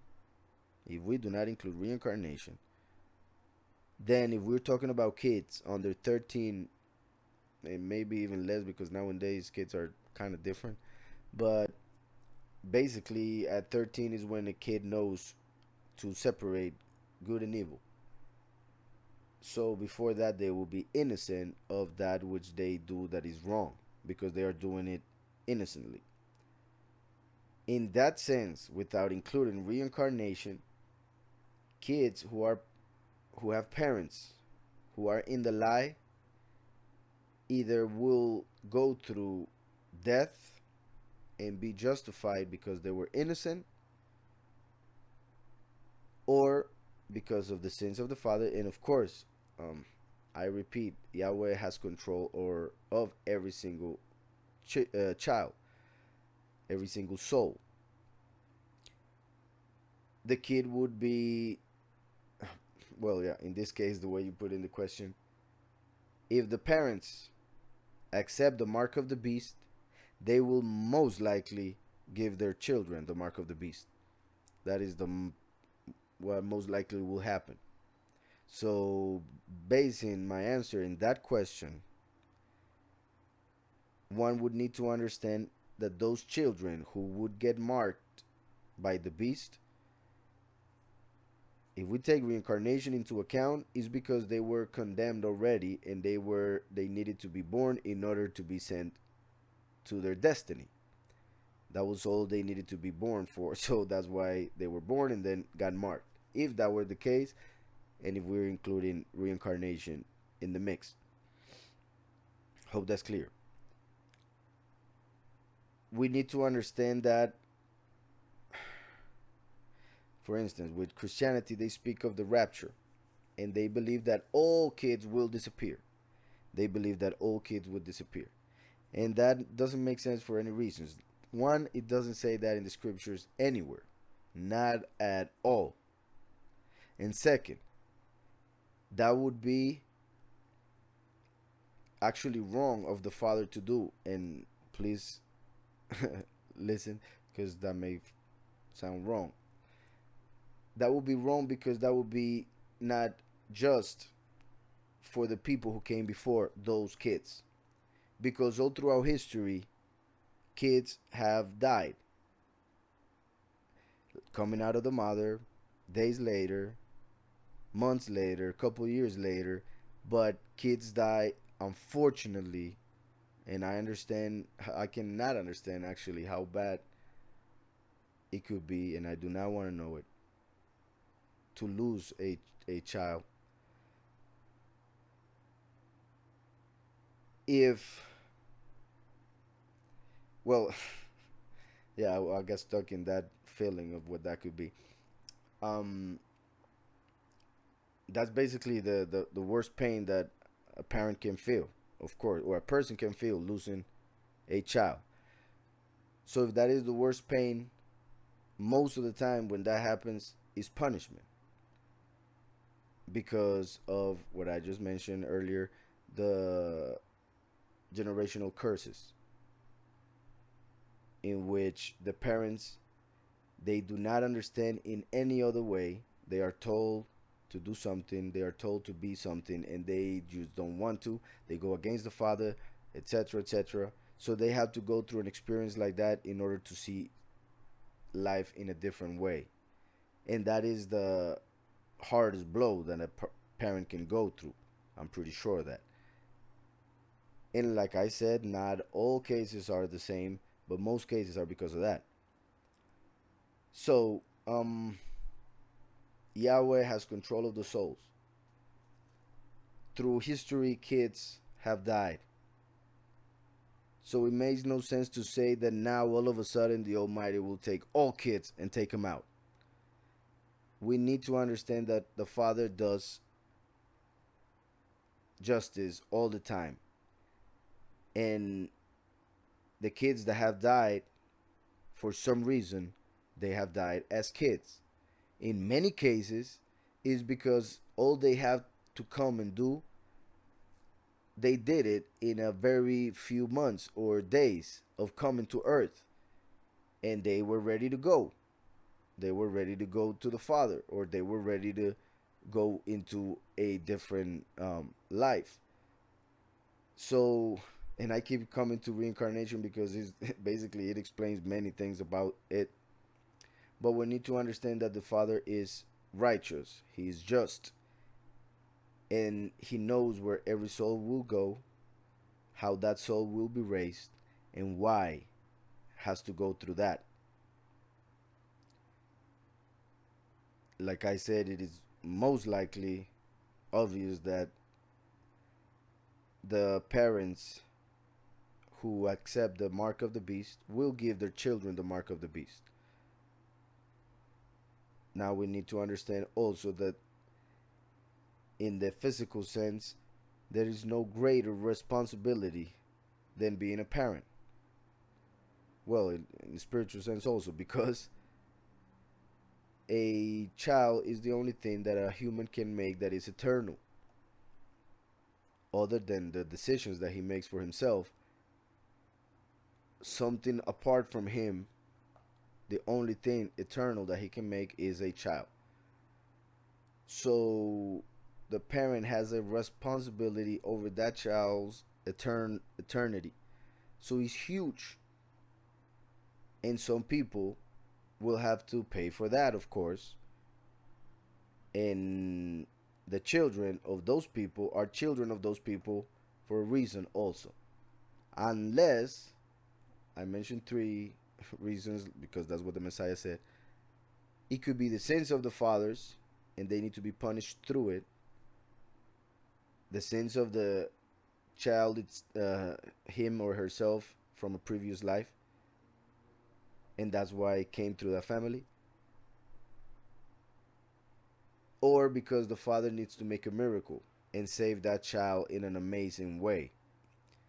So those are three possibilities, but the third possibility is the one that happens the least, because I repeat, the father has a mechanism in which mercy and justice work together in a perfect way in order to bring into eternity those who have to enter eternity. So I hope that helped a little. I actually wanted to say some more, but that was not even actually the subject of the study, so I was trying to stop. Let me see if I. What happens to the children, let's say, who aren't raised in the truth when the beast and one world religion says takes over? Yeah, um, it is. It is. They, unfortunately, they would be led to falsehood, but there is a reason why that will happen. That's what I'm trying to make sure you understand. It's not just chance that a child will get lost. There are several stories, and in the Midrash and other books, um, that speak about when Moshe was coming out of Egypt. He wanted to save a child that was going to be killed because there were children being killed and put as bricks in the buildings that they were making, the Hebrews. So when they did not reach the quota, they would get the child of that person who did not finish his job and use that child as a brick. So many children were dying in Egypt because of that. Moshe wanted to save the life of one of those kids because he thought he knew better, because he thought that they were innocent, because he thought that they did not deserve to die or were not supposed to be dying. He thought he knew better than the creator who made the souls, who sent the souls to earth, etc. So Yahweh told him, no, you shouldn't do that because he's going to be trouble.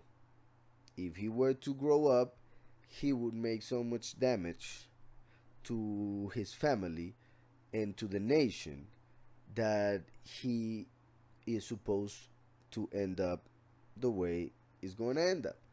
But Moshe kept going and going and going and going, like Abraham and others did with the father. And the father said, okay, I guess the lesson has to be learned. So he allowed Moshe to take the kid, just like also we see in the scriptures, the mixed nations that went with the Israelim were the ones that started the idea of worshiping the golden calf. And that's how we ended it happening after Moshe had asked Yahweh to let them come. And Yahweh told them no, because they're going to be trouble. They're going to make everybody fall into idolatry. I know what is going to happen. And Moshe told them, no, you're going to see. They're going to accept their forgiveness and come and be good people. And it didn't happen. So Yahweh knows why, the reasons why. And not all of the reasons have to be bad. I just want you to know that. Not all the reasons for why a child dies are bad. Actually, like I said, the easiest one to see from the death of a child is that his job is done and the father is ready to see him. in the sense that we need to understand that if we actually have faith, if we truly believe in scriptures, then we should not fear death, neither for us nor for those who we love and love the Father. Because Yahweh is a mighty one of the living. That's why it is written that he is the mighty one of Abraham, Yitzhak, and Jacob. When it comes to this reality, they died thousands of years ago. But in reality, in the eternal sense, they are still alive as we speak. So, Yahweh is a mighty one of the living. Those who believe in him are living, even if they are not on this realm. Even if their bodies are in a grave, they are still alive in the Father, with the Father, in a place that we cannot even imagine. Even though people say they're in a better place, and I know most of them don't even believe it or understand what that means. We need to understand that if we do believe in scriptures, then there shouldn't be any doubt in our head of where a truly innocent child would go, if he happens to go before the time that anybody expected. So everybody wanted that kid to grow in a world of sin, in a world of injustice, in a world in which he would feel so much pain and perhaps be led the wrong way through the many falsehoods that we find in this world. So to go out of this world in an early age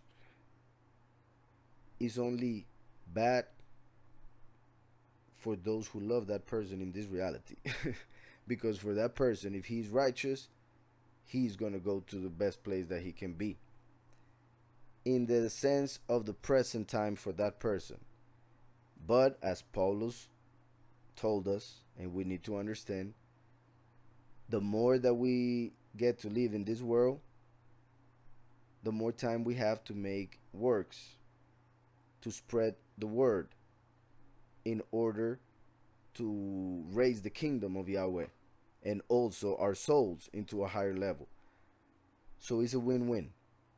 That's why Messiah Paul said that to us, to live is Messiah and to die is a gain, is better. But we actually need to believe that. Yeah, I took a lot of time with that. Let me see. Jose, with Yahushua the Son, with the last together as one in the 8,000. I didn't get that, Jose. Sorry. You say, yeah, I agree. Yahushua is not a creation. He's the manifestation of Yahweh. I only put, yeah, that's fine. Putting Yahushua above everything because of the meaning Malach and that. Yeah, that's fine. I understood that.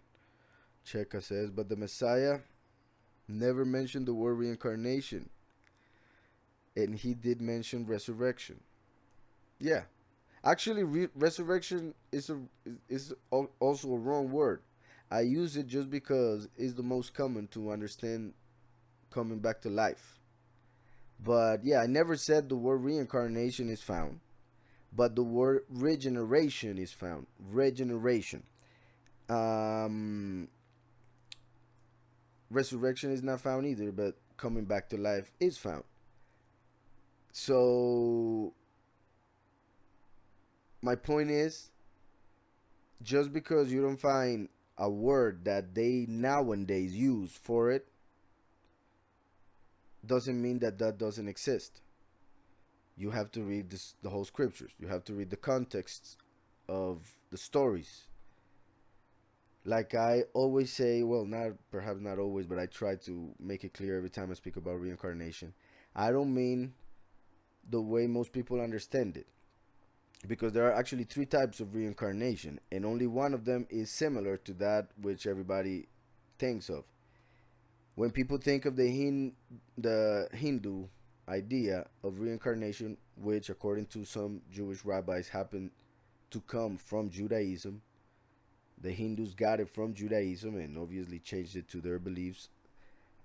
In Hinduism and Buddhism, they believe in the reincarnation over and over and over and over and over and over without the several um, technicalities that we find in Judaism when explaining reincarnation. At least as far as I have seen, the way that they explain it in Hinduism, or at least as most people understand it.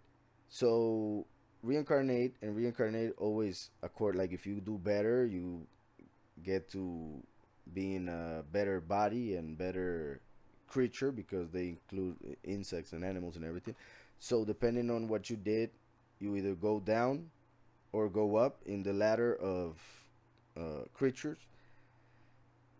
And once you get to perfection of what you were supposed to do, which actually would be impossible, the way they think of it, you will reach nirvana, which is when basically you become one with the all. And that actually means to disappear, to stop existing. So to them, heaven is to stop existing, and it happens after a huge number of reincarnations, perhaps even infinite in some cases. People that don't learn ever, and that has to do also with a world that would last forever, and that would be the only um, creation that would be.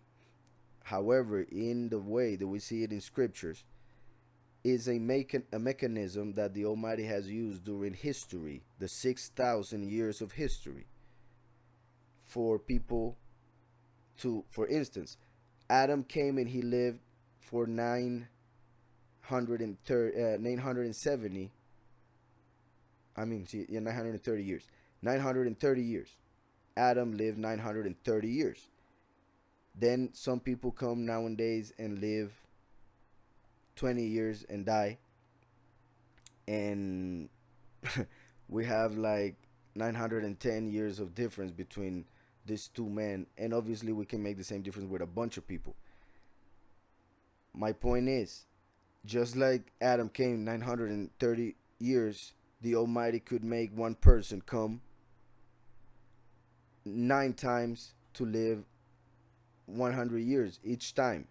And that would make the life that only Adam had. So, also, if one person comes and doesn't accept Messiah, does that mean he has to go to hell because he was never introduced to Messiah in those 20 years that he had of life? There are so many things that come into this idea, but just to make it clear for you, Cheka, I never claimed that resurrection is not a thing. I never claimed that reincarnation takes out resurrection. I never said that reincarnation is instead of resurrection. Not at all. I just said that in order to receive resurrection, the Almighty allowed souls to be reincarnated during history to give them better chances of entering, to give them better chances of getting into a higher level when they enter.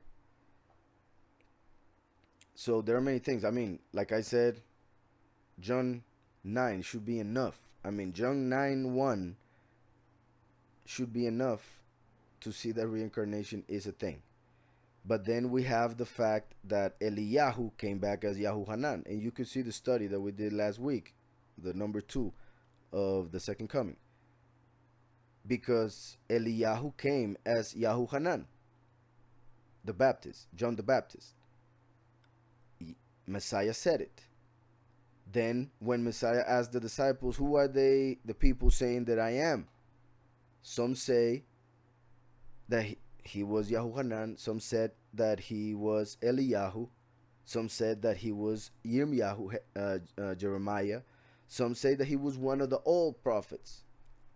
So they were expecting all the prophets to come back and preach. Because every time a person comes back, he's connected in several ways to the person that he was, because he's the same soul. So he will act in a similar way. He will like similar things. So prophets would most likely come back as prophets. that doesn't mean that only the prophets reincarnated. That's my point. Everybody reincarnates. The Jewish people or the Yahudim understood that, so they were expecting the prophets to come back as prophets. And we see that all throughout the New Testament.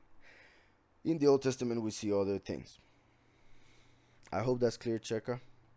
And any confusion or anything, just hit me back, because I do not want you to get confused in any way or think that I am going against resurrection, because that would be heresy. Jose says Yahweh basically came down himself through a messenger, and he's sending another messenger that will be saved by the first. Yeah, messenger, because Yahweh does not need saving. Does not need saving. His messages does with his what? The same messenger that. Brother, I need you to write well, because I really cannot understand what you're saying, my brother. I'm sorry.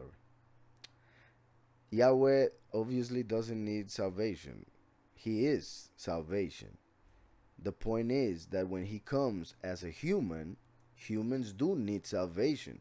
So he says that he needs salvation when he comes as a human the second time. And that's why he had to come as a human the first time, in order to save himself in the second manifestation, to save himself the second time.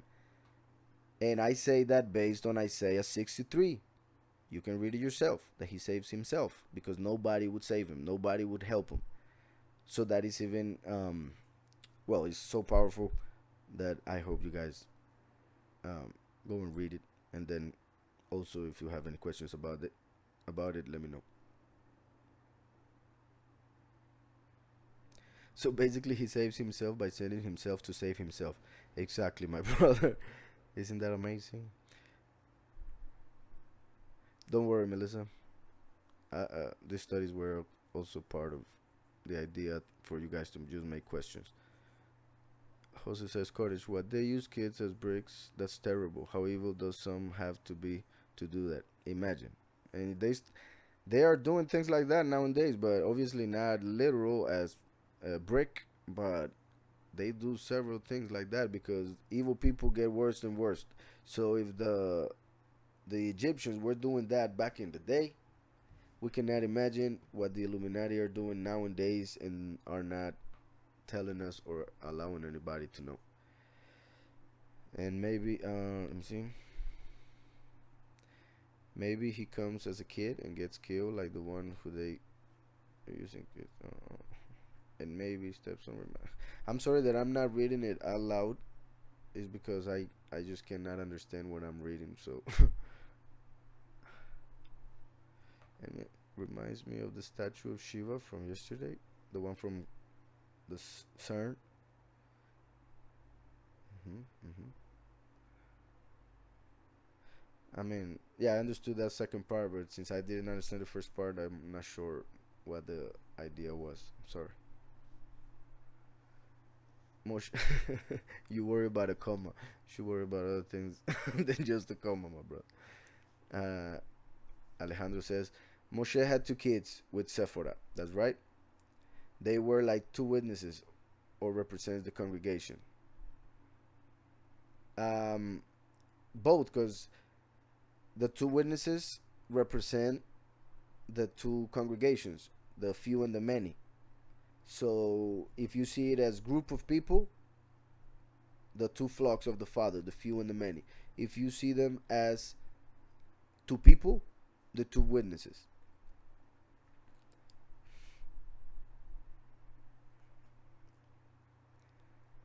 And the fact that Sephora is means bird, represents the spirit, and it can be seen also as the congregation of the chosen few, from whom comes the two witnesses. You're very welcome. So since I see that some new people have been connecting, I guess we can continue a few more minutes. And since the internet is working great, I think, hopefully for you guys also, I guess we can read some more. Let's go to Ezekiel 17, 22, 24.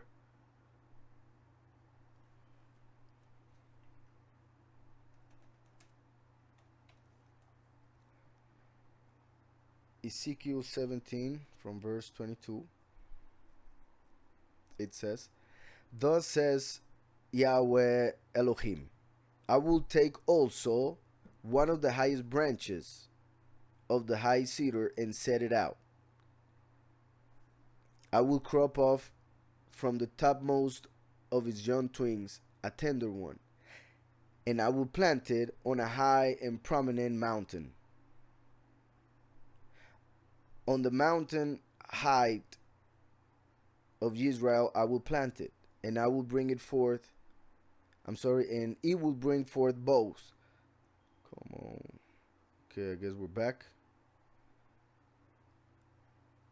I wonder what is happening because the internet goes back and good, and then, well, at least it's good still. And I don't know why I cannot get these glasses too. I guess I'm not gonna use glasses tonight. So, I was reading Ezekiel 17. I'm gonna start again because I don't know where the connection got lost. "Thus says Yahweh Elohim, I will take also one of the highest branches of the high cedar and set it out." We would have to read the whole chapter to understand each one of the symbolisms that are being mentioned here. A cedar, a huge tree, represents, this type of tree represents the righteous of Israel in the positive sense. In the negative sense, represents the leaders who took advantage of their power to destroy the people of Israel. And those leaders include the angels who are in the second heaven. So he's going to take Michael and bring him as a man and make him the branch that will be the king over the kingdom of Yahweh, which is Mount Zion, or the height of Israel. So it says, "Thus says Yahweh Elohim, I will take also one of the highest branches of the high cedar and set it out. I will crop off from the topmost of his young twigs a tender one, and will plant it on a high and prominent mountain."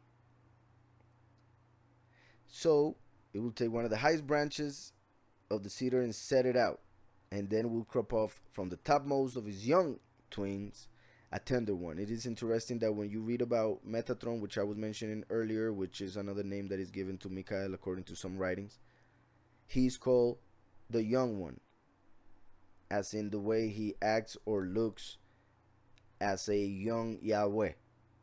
The little Yahweh is they don't use the name Yahweh, but as we know in the Jewish circles, they say Hashem or Adonai, not to say the name. But Metatron was basically the little Yahweh. So it was a little representation of, obviously, the great, mighty one. So I will crop off from the topmost of his young twigs a tender one, and will plant it on a high and prominent mountain. In a way, like I have mentioned, Lucifer will be taken out, and Michael will take his place. "On the mountain height of Israel I will plant it, and it will bring forth boughs, and bear fruit, and be a majestic cedar. Under it will dwell birds of every sort. In the shadow of its branches they will dwell. And all the trees of the field shall know that I, Yahweh, have brought down the high tree," Lucifer, "and exalted the low tree," the last, who everybody hated. "Dried up the green tree," the false doctrine, the false religions, the false Elohim who has power over this world, the New World Order, etc. Dried up the green tree and made the dry tree flourish. I, Yahweh, have spoken and have done it. It is also interesting that Nimrod, the rebel who represents the first beast, the world leader, when he died, they used to represent him by a green tree. They would cut the tree and bring it home, like in Christmas, and which was a tradition that they kept going and still doing it, of course, as we see in Jeremiah 10. They cut a tree, they would bring it home, and they would expect the spirit of Nimrod. According to their traditions, it would have different names instead of Nimrod, like Osiris and other names that each one gave him. So they would expect the spirit of Nimrod to enter the tree and keep it green, even though it had been cut off and taken home. So it is interesting that it says that Yahweh will dry up the green tree and make the dry tree flourish. So in the sense of the people, the chosen of Yahweh right now are hated, are seen as the lowest of the lowest people of the world by the rest of the people, while the ones that worship Satan have control over the world. They have control over everything and have all the money and all the success, quote unquote, and all the authority. They make laws and a bunch of other things. So Yahweh will bring those down, and those who have been hated for centuries will bring them up. So may the dry tree flourish. I, Yahweh, have spoken and have done it. We can go to Psalm 80.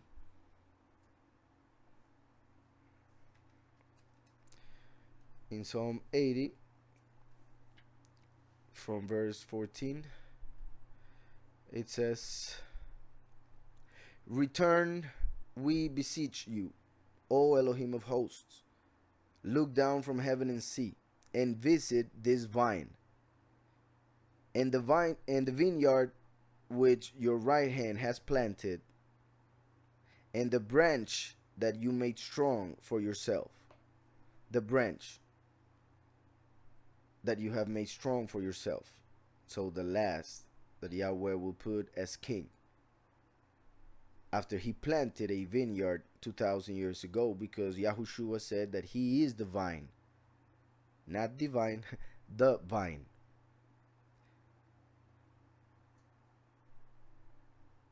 And actually, going back to Ezekiel, there is such a powerful text in Ezekiel 37 that I was going to leave for last, but I just don't want to forget it. So let's just read it right now. In Ezekiel 37, from verse 15. And like I always say, and I just did actually, everything that we read, well, depending on the text, of course, the context, the Almighty talks about the first and last, which can also be interpreted as one witness and the other witness. Because just like Yahushua came with John the Baptist, now the second coming, the witness like Moshe is coming with the witness like Eliyahu. So just like first and last can be seen, the first witness and the second witness, as well as the few and the many, two flocks of sheep that will become one when the first and last become one. So in Ezekiel 37 we see that explained in a beautiful way by the Father, and I hope you follow me because it is a long text. "Again the word of Yahweh came to me, saying," verse 15, Ezekiel 37, "As for you, son of man," this is amazing because in the book of Ezekiel, the Father always calls Ezekiel son of man. Just like when Messiah would talk about the second coming and say, the coming of the Son of Man will be like the days of Noah. The coming of the Son of Man will be like the days of Lot. he would speak about the second coming in the third person because he would be the last, the good shepherd. So when Yahweh speaks to Ezekiel, he calls him the Son of Man because Ezekiel represents the second coming. And he says, "As for you, Son of Man, take a stick for yourself and write on it, for Yehudah and for the children of Israel." Messiah genetically came from Yehudah. In that sense, genetically, as a branch of Yehudah. That's why get a stick for yourself and write on it, for Yehudah and for the children of Israel. When Messiah came genetically from Yehudah, he said that he was spilling his blood for the many. The many makes reference to Israel. He also said that he came for the lost sheep of Israel. Those are the many. So even though, of course, Yahushua died for both the many and the few, he died for the world, there were different ways in which his death would be manifested, or would be bringing something specific to a different flock or a different person. Like we know at least in two different ways: justification and salvation, like we see in Romans 10. Justification is one thing, salvation is another thing. And other than that, then comes when the heart is going to basically give testimony for the people who did not know Messiah but acting according to what Messiah taught. So there are three ways basically in which people will enter the kingdom, and those three ways have to do with the many ways in which the Father shows his mercy, his justice, and how we will manifest. So Yahweh here is saying to Ezekiel, as the Son of Man. The Son of Man is the second coming, the hand of the Father, because the first coming is the arm.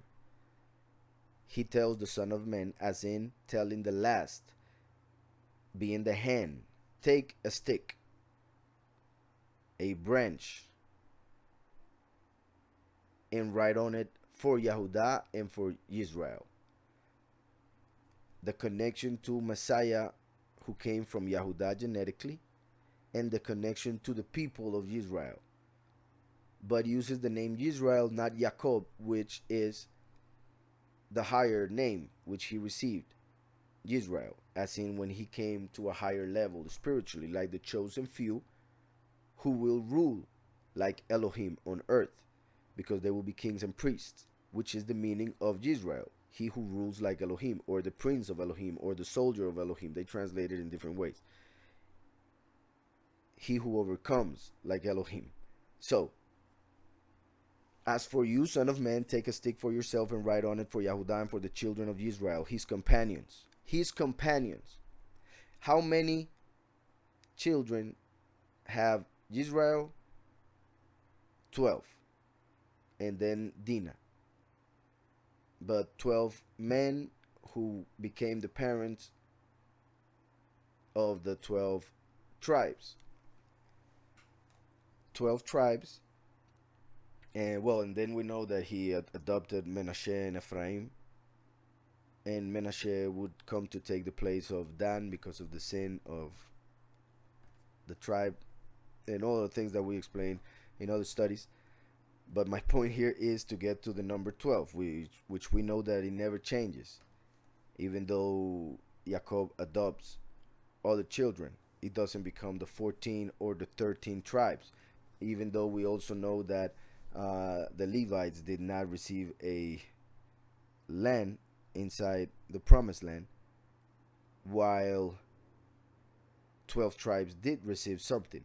So one would think of 12 tribes if we were to include Menashe, Dan, and Levites. So my point is, the Almighty always keeps the number 12 because that is the perfect government. And either one sins and is taken out, or one is becomes one with the other, like Ephraim being Yosef, for instance.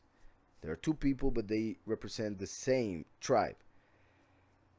Also, the fact that Judas sinned and he was taken out, but then Paul came in to make the 12 once again. Also, and this is very important, Yahushua had 12 disciples, 12 disciples, 12 Talmidim, to represent the 12 tribes of Israel, the 12 sons of Israel.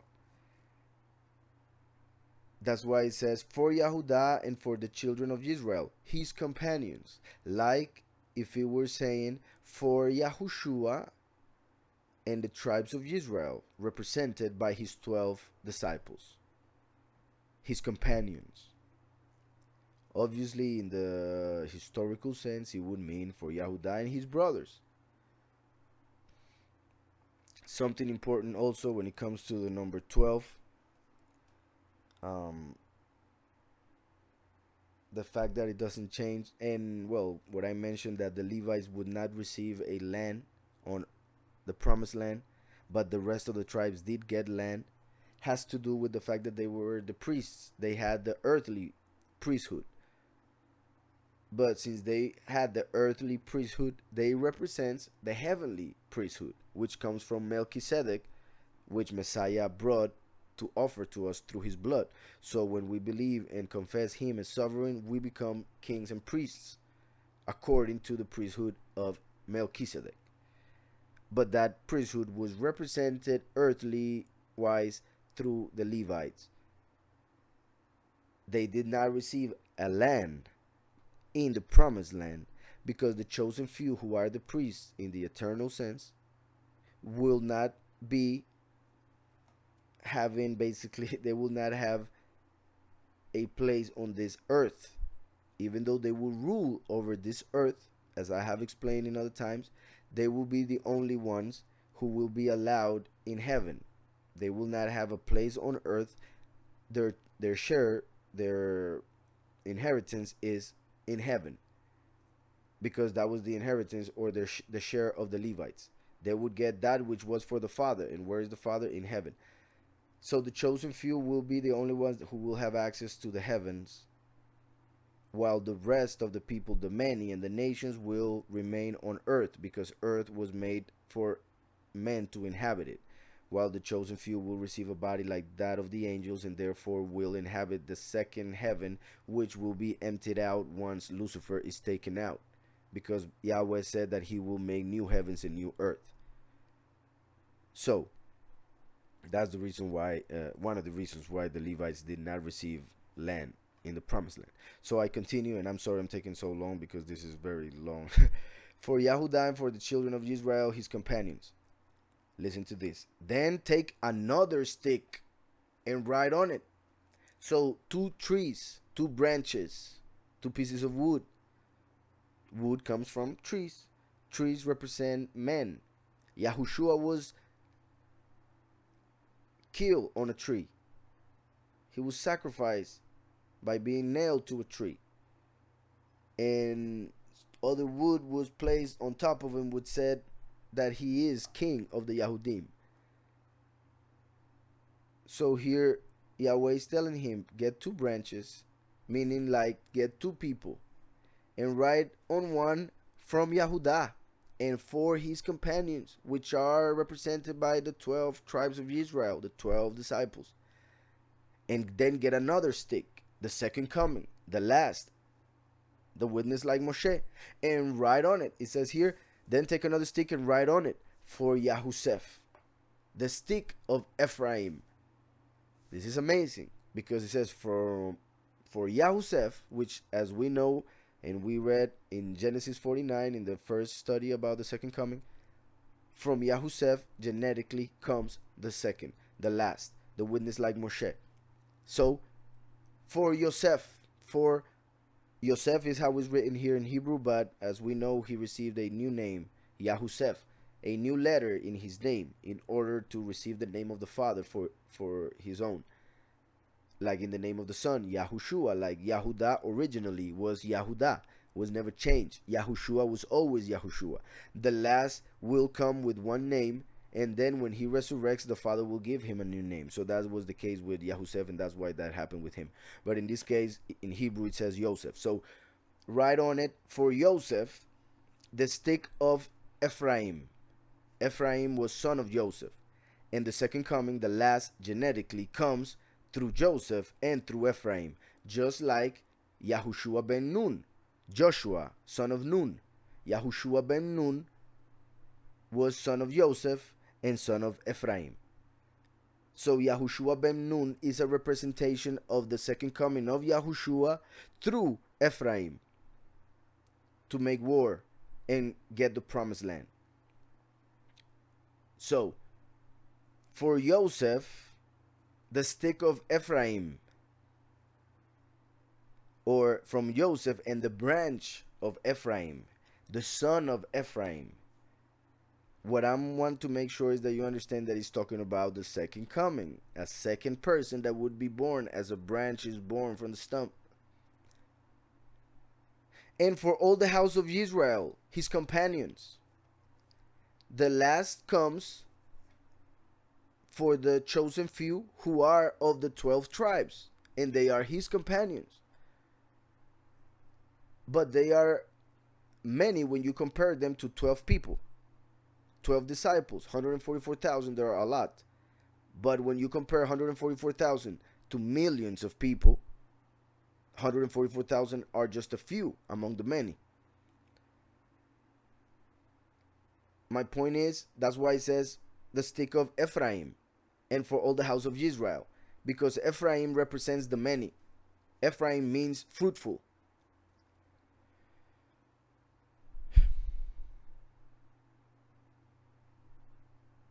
For instance, if we were to see only the names in this verse 15 and 16, the meanings of the names starting with Yahweh, which means he who causes to exist, would be he who causes to exist will bring the praise of Yahweh through him who will rule as Elohim, whom he will add, or through whom he will add fruitfulness to those who overcome and will rule like Elohim. So that's what we get from the names Yahweh, Yehudah, Yisrael, Yosef, Ephraim, and Israel. And we see a fulfillment that has to do with the first and second coming, because it's the promise that Yahweh made to us. So, verse 17, listen to this. Then, after you have two sticks with Yehudah on the first and Yosef on the second, which represents the last, then join them one another for yourself into one stick, and they will become one in your hand. So the second coming, is the hand of the Father, who is the Son of Man. So the Son of Man, in his hand, like he called Ezekiel, he had to take the two sticks and put them in one hand, and they would become one stick. So as a miracle, he would then open his hand, and the two branches would be one. Two parts will become one. And in Judaism, they make a teaching regarding this, and perhaps that's how he did it, but they do it with two pieces of wood, which they get together. I mean, they go together very well, so it's not a miracle, of course, the way they do it. They just get two pieces of wood and then they put them together and they stick together. But the way, at least, is being said here is in a possibly miraculous way, like when the branch or the scepter of Aaron, the brother of Moshe, gave fruit. So it says, then join them one to another for yourself into one stick, and they will become one in your hand. They will become one in your hand. So through the last, who is the hand of the Father, the first and last will become one. So through the second coming, when he dies and resurrects, the first and the last will become one, as we are seeing here. That's why the Almighty says that in that time there will be one flock and they will have one shepherd. Because until this time, there have been two, first and last. But once the last dies and resurrects, just like the first died and resurrected, now they will be one in the hand of the Father. So the people will see the hand of the Father, the last, in whom the first will be, because they will be one in the hand, not one in the arm. And then he says, and when the children of your people speak to you, saying, will you not show us what you mean by this? Say to them, thus says Yahweh Elohim, surely I will take the stick of Joseph.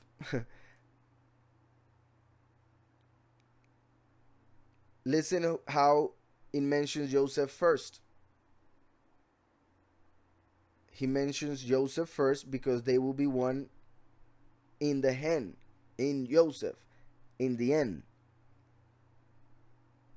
So that's why the explanation starts the other way around.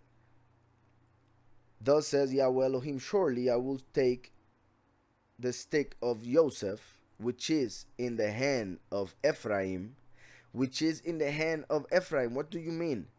It was in the hand of Ezekiel, wasn't it? But he is explaining the sign that he will show when Israel through Ezekiel. So the hand of Ezekiel represented the hand of Ephraim, meaning the hand of the son of Joseph. So Ezekiel represents the son of Joseph, who becomes the second coming, the last. Hope this is clear, because it's very clear in the scripture, but I hope it's very clear in your heads, because I know it can become hard when we get all the false doctrines from the past. So it says, which is in the hand of Ephraim and the tribes of Israel, his companions. And I will join them with it, and I will join them with it, with the stick of Yehudah, and make them one stick, and they will be one in my hand. What? So we just said that they were in the hand of Ephraim, but now they will be one in his hand. That proves that the second coming, the last, the son of Ephraim, is the hand of Yahweh, which was being represented by the hand of Ezekiel. And that's why Ezekiel was being called the Son of Man. So this is very huge, and I hope it's clear. Surely I will take the stick of Joseph, which is in the hand of Ephraim and the tribes of Israel, his companions, and I will join them with it in the stick of Yehudah, and make them one stick. It doesn't mention the hand of Yehudah. It didn't say the stick of Yehudah, which is in the hand of a descendant of Yehudah. It didn't say that, because it will happen with the last, who is the descendant of Joseph from Ephraim. And the tribes of Israel, his companions, and I will join them with it, with the stick of Yehudah, and make them one stick. One. I will make them one. Couldn't be clearer. There are two. But Yahweh will make them one. Christians only think of one, who would come twice. Jewish people think of two, who would never become one, because they have nothing, or they are not as close to the Father as the scripture shows us, or as Christians believe of the Son Yahushua. So here we are seeing that there are two people, two manifestations of the Father that is in heaven when he would come to earth. But after those two manifestations, after they both came, died, and resurrected, they would both become one through the last, who is the hand. And that's why he said, and they will be one in my hand, and the sticks of which you write will be in your hand before their eyes.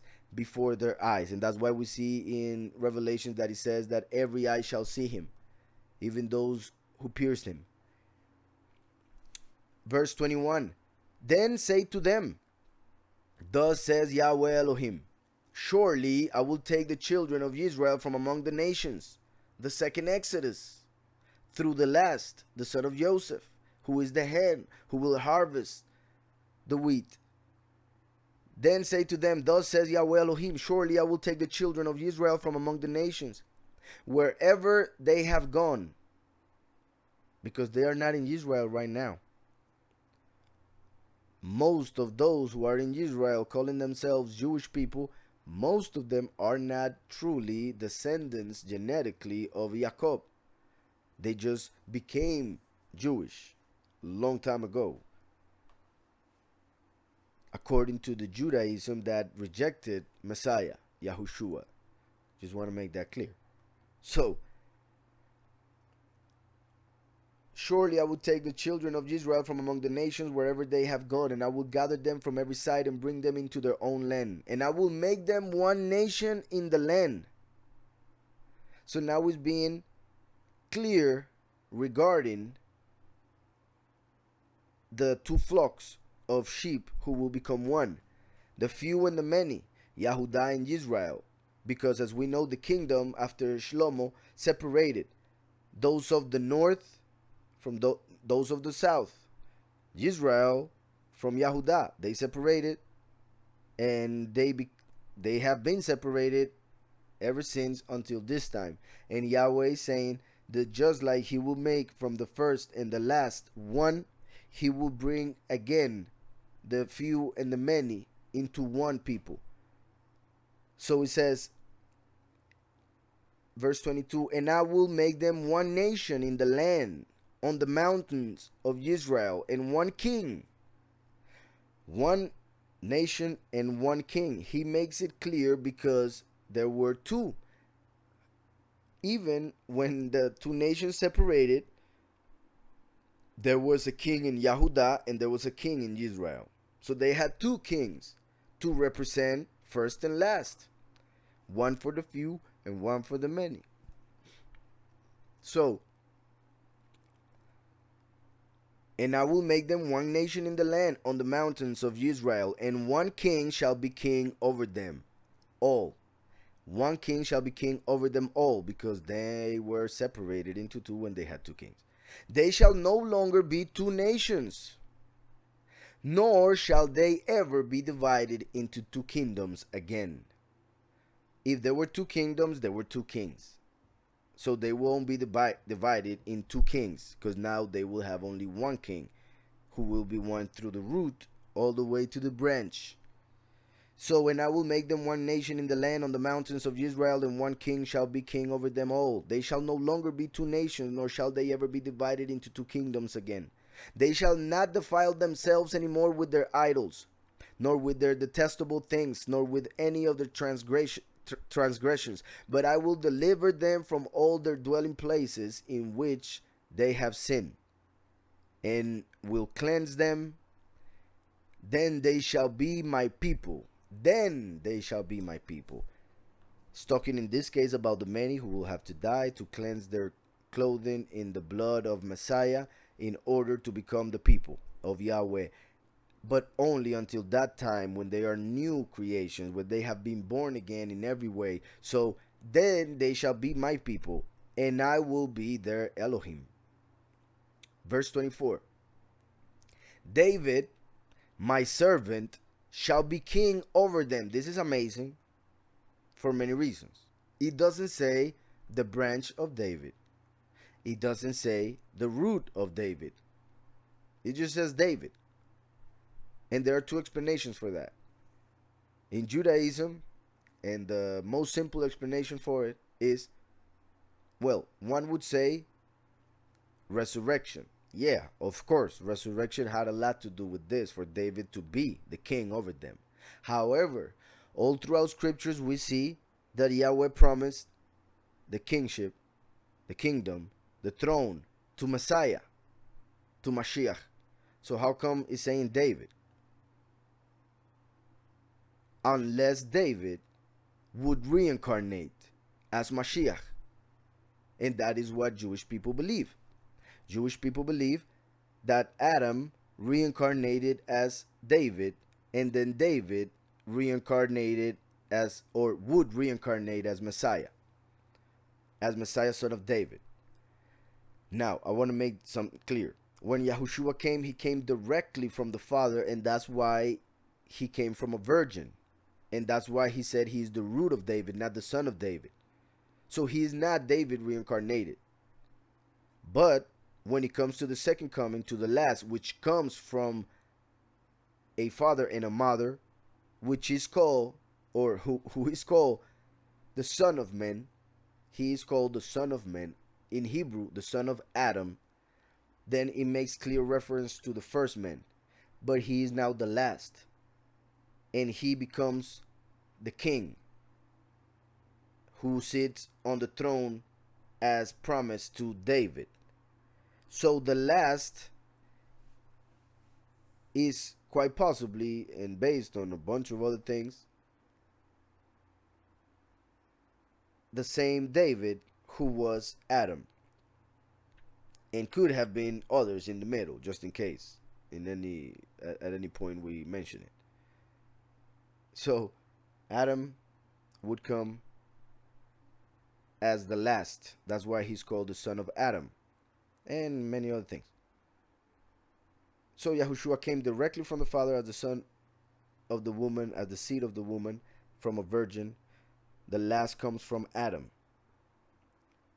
Yahushua is called the last Adam because he brought life, eternal life, just like Adam brought temporal life. Adam brought the flesh, Yahushua brought the spirit. So Yahushua became the last Adam in the spiritual sense. But the last happened to be the first Adam. So the last would be Adam in a physical sense. And that's how it happens, what I explained earlier, that what happens in the spiritual, or what physically, what Yahushua fulfilled physically of the prophecies, the last fulfills it spiritually, and vice versa. If Yahushua fulfills a prophecy in a spiritual sense, invisible way, symbolical way, then the last will fulfill it in a physical, literal sense. And I'm saying all of this because what we are reading here, for once, it would imply reincarnation for David to be Messiah, because that seat, that throne was promised to Messiah, but Yahweh saying David. So how come that is happening? I mentioned in the Jewish sense, the most simple answer is that Messiah is the reincarnation of David, who then was resurrected to reign. But in a broader, and I would guess more spiritual sense, is what we have been explaining a lot tonight. Yahushua is the root of David. The last is the branch of David. So the branch and the root are one, actually, in a tree. And that tree would be David. So the first and last are two manifestations of Yahweh on earth that had to happen in order for the king to come. First and last as one are David. Root and branch are the king. And remember that David means the beloved. He is the beloved, and Mashiach is the beloved. So there are many ways in which this is fulfilled, and for this not to be a contradiction with anything in scriptures, although those who do not understand scriptures very well or have not studied them may find themselves in a pickle when reading this verse and trying to understand it. Verse 24, David, my servant, shall be king over them, and they shall all have one shepherd. One shepherd. So David is the shepherd. As we know, he was a shepherd before he became king.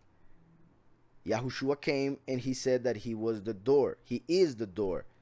in John 10. And then the second coming, would be the good shepherd who would come for the sheep and take him through the door, the first, Yahushua, by preaching about Yahushua, giving testimony of Yahushua. So David, my servant, shall be king over them. That is the last, the branch. Because the people, or a person, when you look at a tree, you look at the branches, you look at the leaves, you look at the fruit, the wood, but you cannot look at the roots which are under the earth, under the soil. One cannot see the root. One can only see the tree, the branches. So the people eternally will only see David, because the root will remain hidden within him and within heaven at the right hand of the Father. And only the chosen few, who are the body of David, the body of the last, the tree itself, or the fruit, if you may, will be the only ones who will have access to Messiah, to the root, because only the fruit are connected to the root, because it's from the roots that they are getting all the things that we take from the fruit.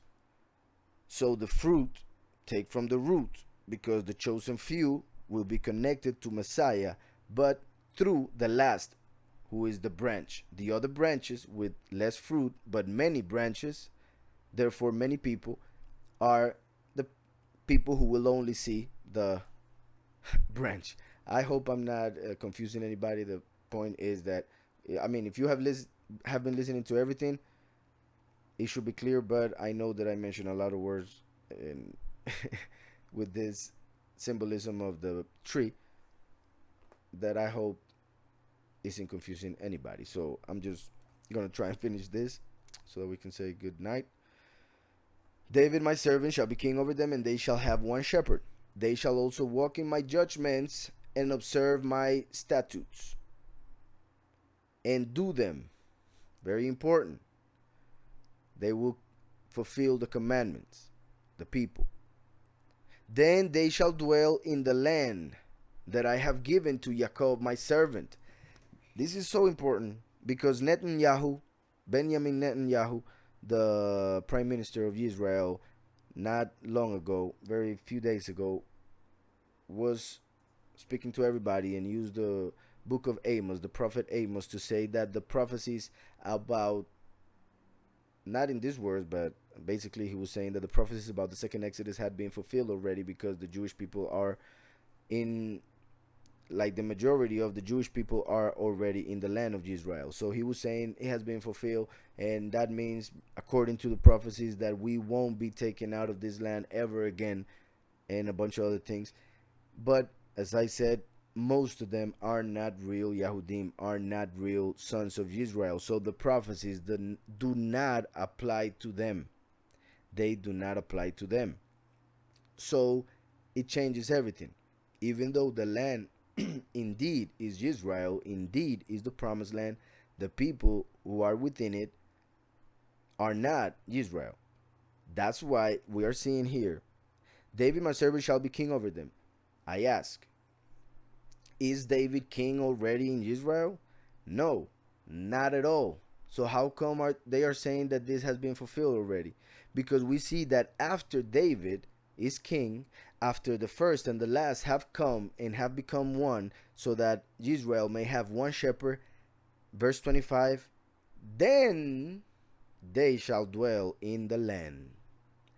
Then, only when first and last have come, only when David is king on the throne of Israel once again, only then they shall dwell in the land.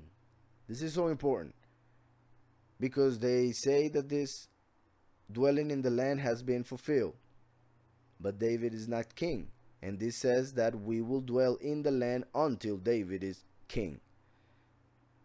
I hope that is very clear, because this is very important to understand that what they are feeding the Christians in order for them to support Zionism is lies, so that they support the kingdom of the enemy, which happens to rule or want to rule from Israel, because he knows that that is the land that Yahweh chose, and Lucifer wants to be like Elohim, so that's why Lucifer wanted to be from Jerusalem. I hope that's clear.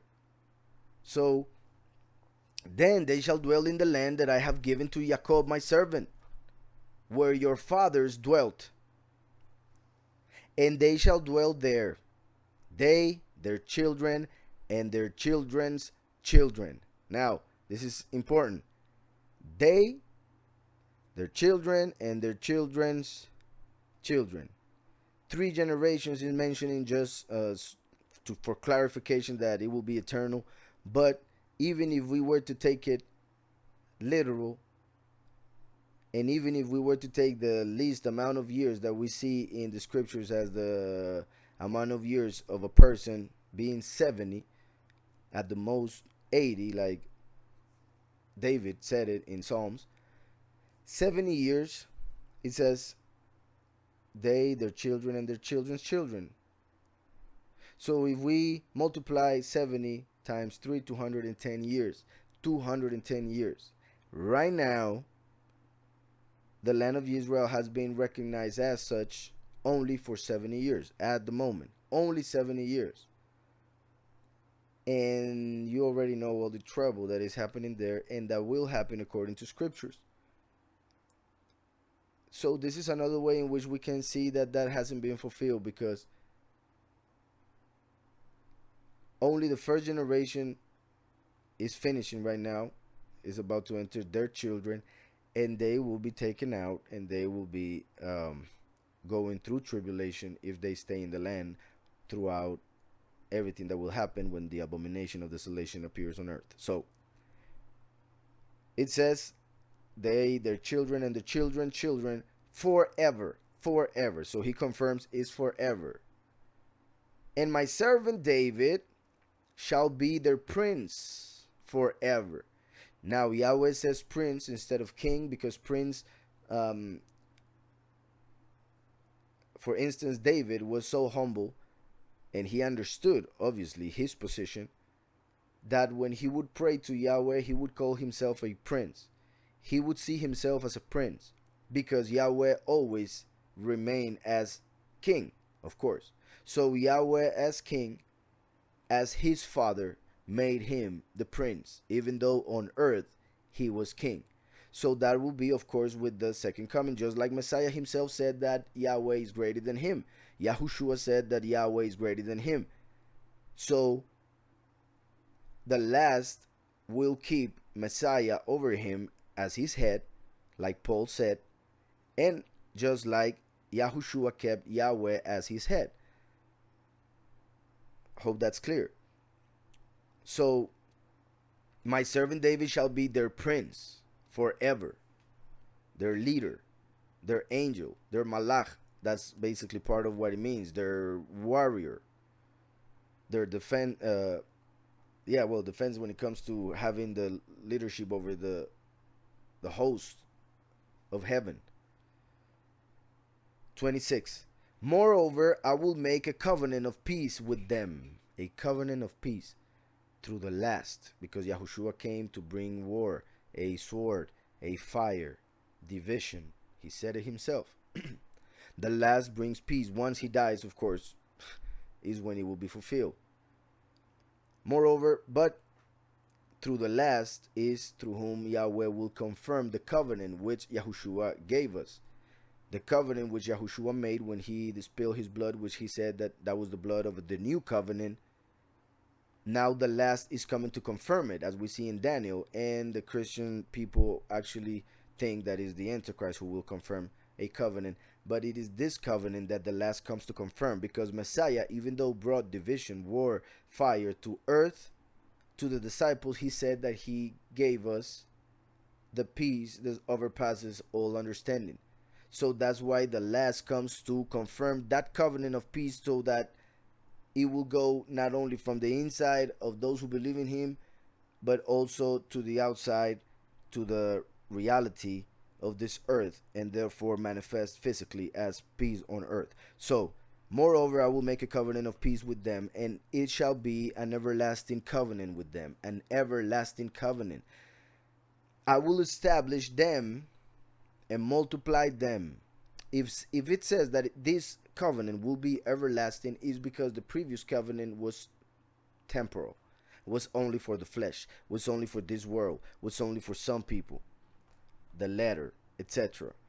That's why Yahushua came and said that he made a new covenant, and he is the eternal life. So he is that new covenant that now he has to confirm through the last, his malach, his messenger. And that covenant is everlasting, because it says, everlasting covenant with them. I will establish them and multiply them, and I will set my set apart place in their midst forevermore. Israel, through the covenant of the letter, which is connected to death and therefore is temporal, Israel, through that covenant, entered the land and did not last that long, because they started idolatry, and they did not let the land rest as Yahweh told them. So they had to be taken out of the land,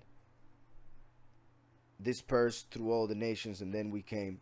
So the temporal covenant could not hold them in the land, could not keep them in peace. The old covenant could not keep them multiplying and set up forever in the land. But the true covenant, which is everlasting, will accomplish that with the old, which the old covenant could not. So moreover, I will make a covenant of peace with them, and it shall be an everlasting covenant with them. I will establish them and multiply them, and I will set my set apart place in their midst forever. My Mishkan, my tabernacle, also shall be with them. That is Mashiach, because we know that there will not be a temple, a physical temple, other than Mashiach. His Mishkan, his tabernacle. Like when Messiah came, and we see that he came to do tabernacle with men. That's why we know, among other things, that Messiah was born in the Feast of Tabernacles in Sukkot. My Sukkah also shall be with them. Could be read. Indeed, I will be their Elohim, and they shall be my people. The nations also will know that I, Yahweh, separates Israel, purifies Israel. So the nations also, therefore there will be nations, because they need to know this. The nations also will know that I, Yahweh, separates Israel, when my set apart place is in their midst forevermore. Forevermore. So we're going to go with questions. Let me see if there are any. Okay. Okay, it's a lot.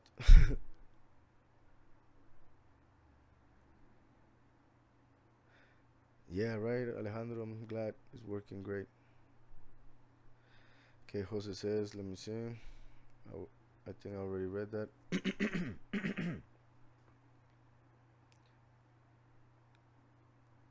With the first, I mean that the people who use kids as bricks back then may be allowed to be sent back as kids to be killed to experience. Yeah, for instance, that's a simple way to see reincarnation working as a judgment tool, as a tool to do justice. Kids to be killed to experience what they did too, and to be eaten by the birds that are thrown in the fire. Then are thrown in the fire. Yeah. Alejandro says Luke 14. I guess it's a question. Let me see.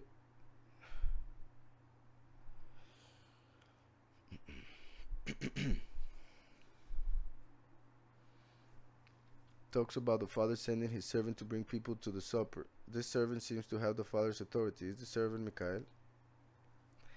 The parable of the great supper. Now when one of those who sat at the table with him heard these things, he said to him, Blessed is he who shall eat bread in the kingdom of Yahweh. Then he said to him, A certain man gave a great supper and invited many. invited many, because many are called, but only few are chosen. And sent his servant at supper time to say to those who were invited, come, for all things are now ready. But there were many invited, so he was going to the many to tell them, everything's ready, let's go, come on. So this could be seen as Yahweh sending Messiah. It can be seen as Messiah sending the last, Michael. And it can be seen as Michael sending Eliyahu. They are all right, and they are all correct interpretations on lower levels, because that's how it will basically work. It could also mean the chosen few, the 144,000, going to the many.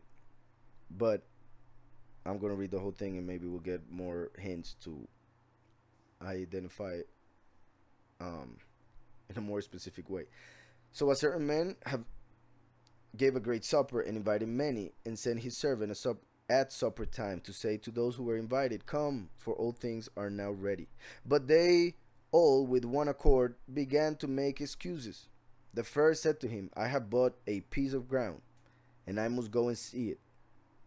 I ask you to have me excused. So the fact that they are excusing themselves doesn't mean they are doing the right thing. Even though they may be politically correct in excusing themselves. My point is, they were so focused on money, on this world, on the ground that they bought, that they did not have time to look for the Father, for the heavens, for the inheritance that Yahweh promised us. And that's how most people are. I have bought a piece of ground, and I must go and see it. I ask you to have me excused. And another said, I have bought 5 yoke of oxen, so to go work. I just made an investment, and I am going to test them. I ask you to have me excused.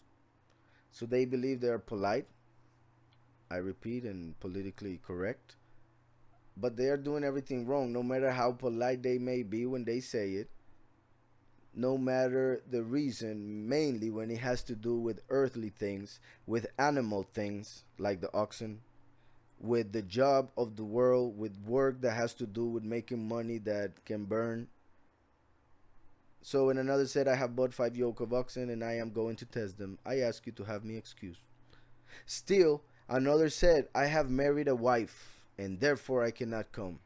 Those who put somebody else before the Father, before the Son, those who are so focused on their relationship, their romantic relationship, because they have been so programmed to think that that is the only reason why we came to this world, to have a relationship. Even though, of course, it's beautiful, but we need to understand that it is a mystery. It is a sign of something greater, and with that which is greater is that which we must keep our focus on. So we must focus on the Father and the union that he wants to make with his congregation, with his people, through that love which we may feel for another. So still another said, I have married a wife, and therefore I cannot come. So that servant came and reported these things to his master. Then the master of the house, being angry, said to his servant, go out quickly into the streets and lanes of the city, and bring in here the poor and the maimed and the lame and the blind. And the servant said, Master, it is done as you commanded, and still there is room. Still there is room, because many are called, but few are chosen. Those at the end were chosen from the many that had been invited. So one could even see this as the first and the second coming. The great men preparing the supper, Yahweh. The first time the servant went to invite the many, Yahushua. And the second time that he went to choose the few, the last, the witness like Moshe. And the servant said, Master, it is done as you commanded, and still there is room. Then the master said to the servant, go out into the highways and hedges, and compel them to come in, that my house may be filled. So he went for the few and then he went for the many. But after they went through the wine press, because they are the grapes that we see in Revelation 14 during the harvest. So the few that enter and there was still room are the wheat of Revelation 14. And then the rest that were to fill the place are the many, or the grapes of Revelation 14.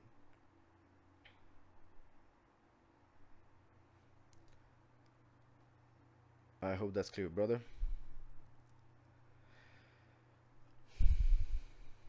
Martin,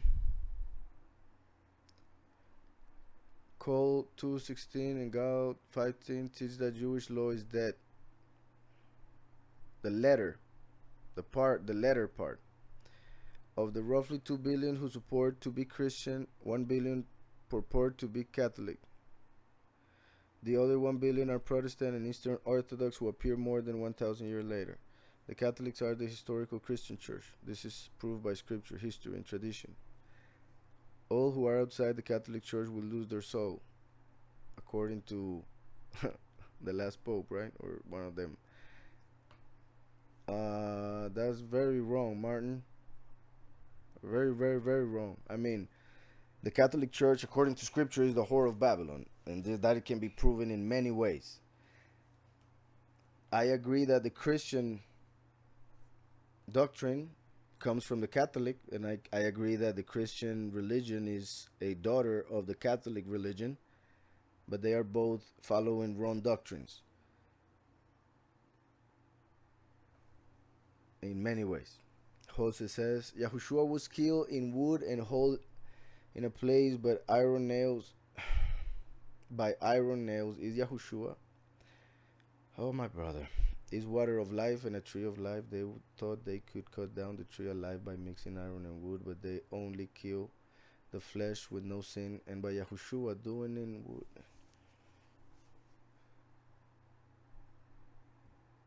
Oof. I don't know, my brother. Maybe. Cheka says, it's true. We will be one in his hand. That's right. When Yahushua, says Jose, was put on a cross, he was struck by iron. Then his flesh, then the iron struck the wood. Like if first Yahushua's flesh bled first, like trying to protect the wood which he came to save. Yeah, the trees, I guess, and was carrying the load of the tree, and then the iron hits the wood which hold it together, and then the. Okay. Melissa says, sorry if off topic, but does the elect, when they go and meet up with him, do they help him execute justice or not? Yes. When in Revelation 19, mainly. I mean, they perhaps some of them will have something to do during the last 3 years and a half, but it is mainly in Revelation 19 that we see that when Messiah comes on a white horse to fight in the war of Armageddon, the chosen few are coming behind him to fight and to take over the world and clean it up and set up the eternal kingdom.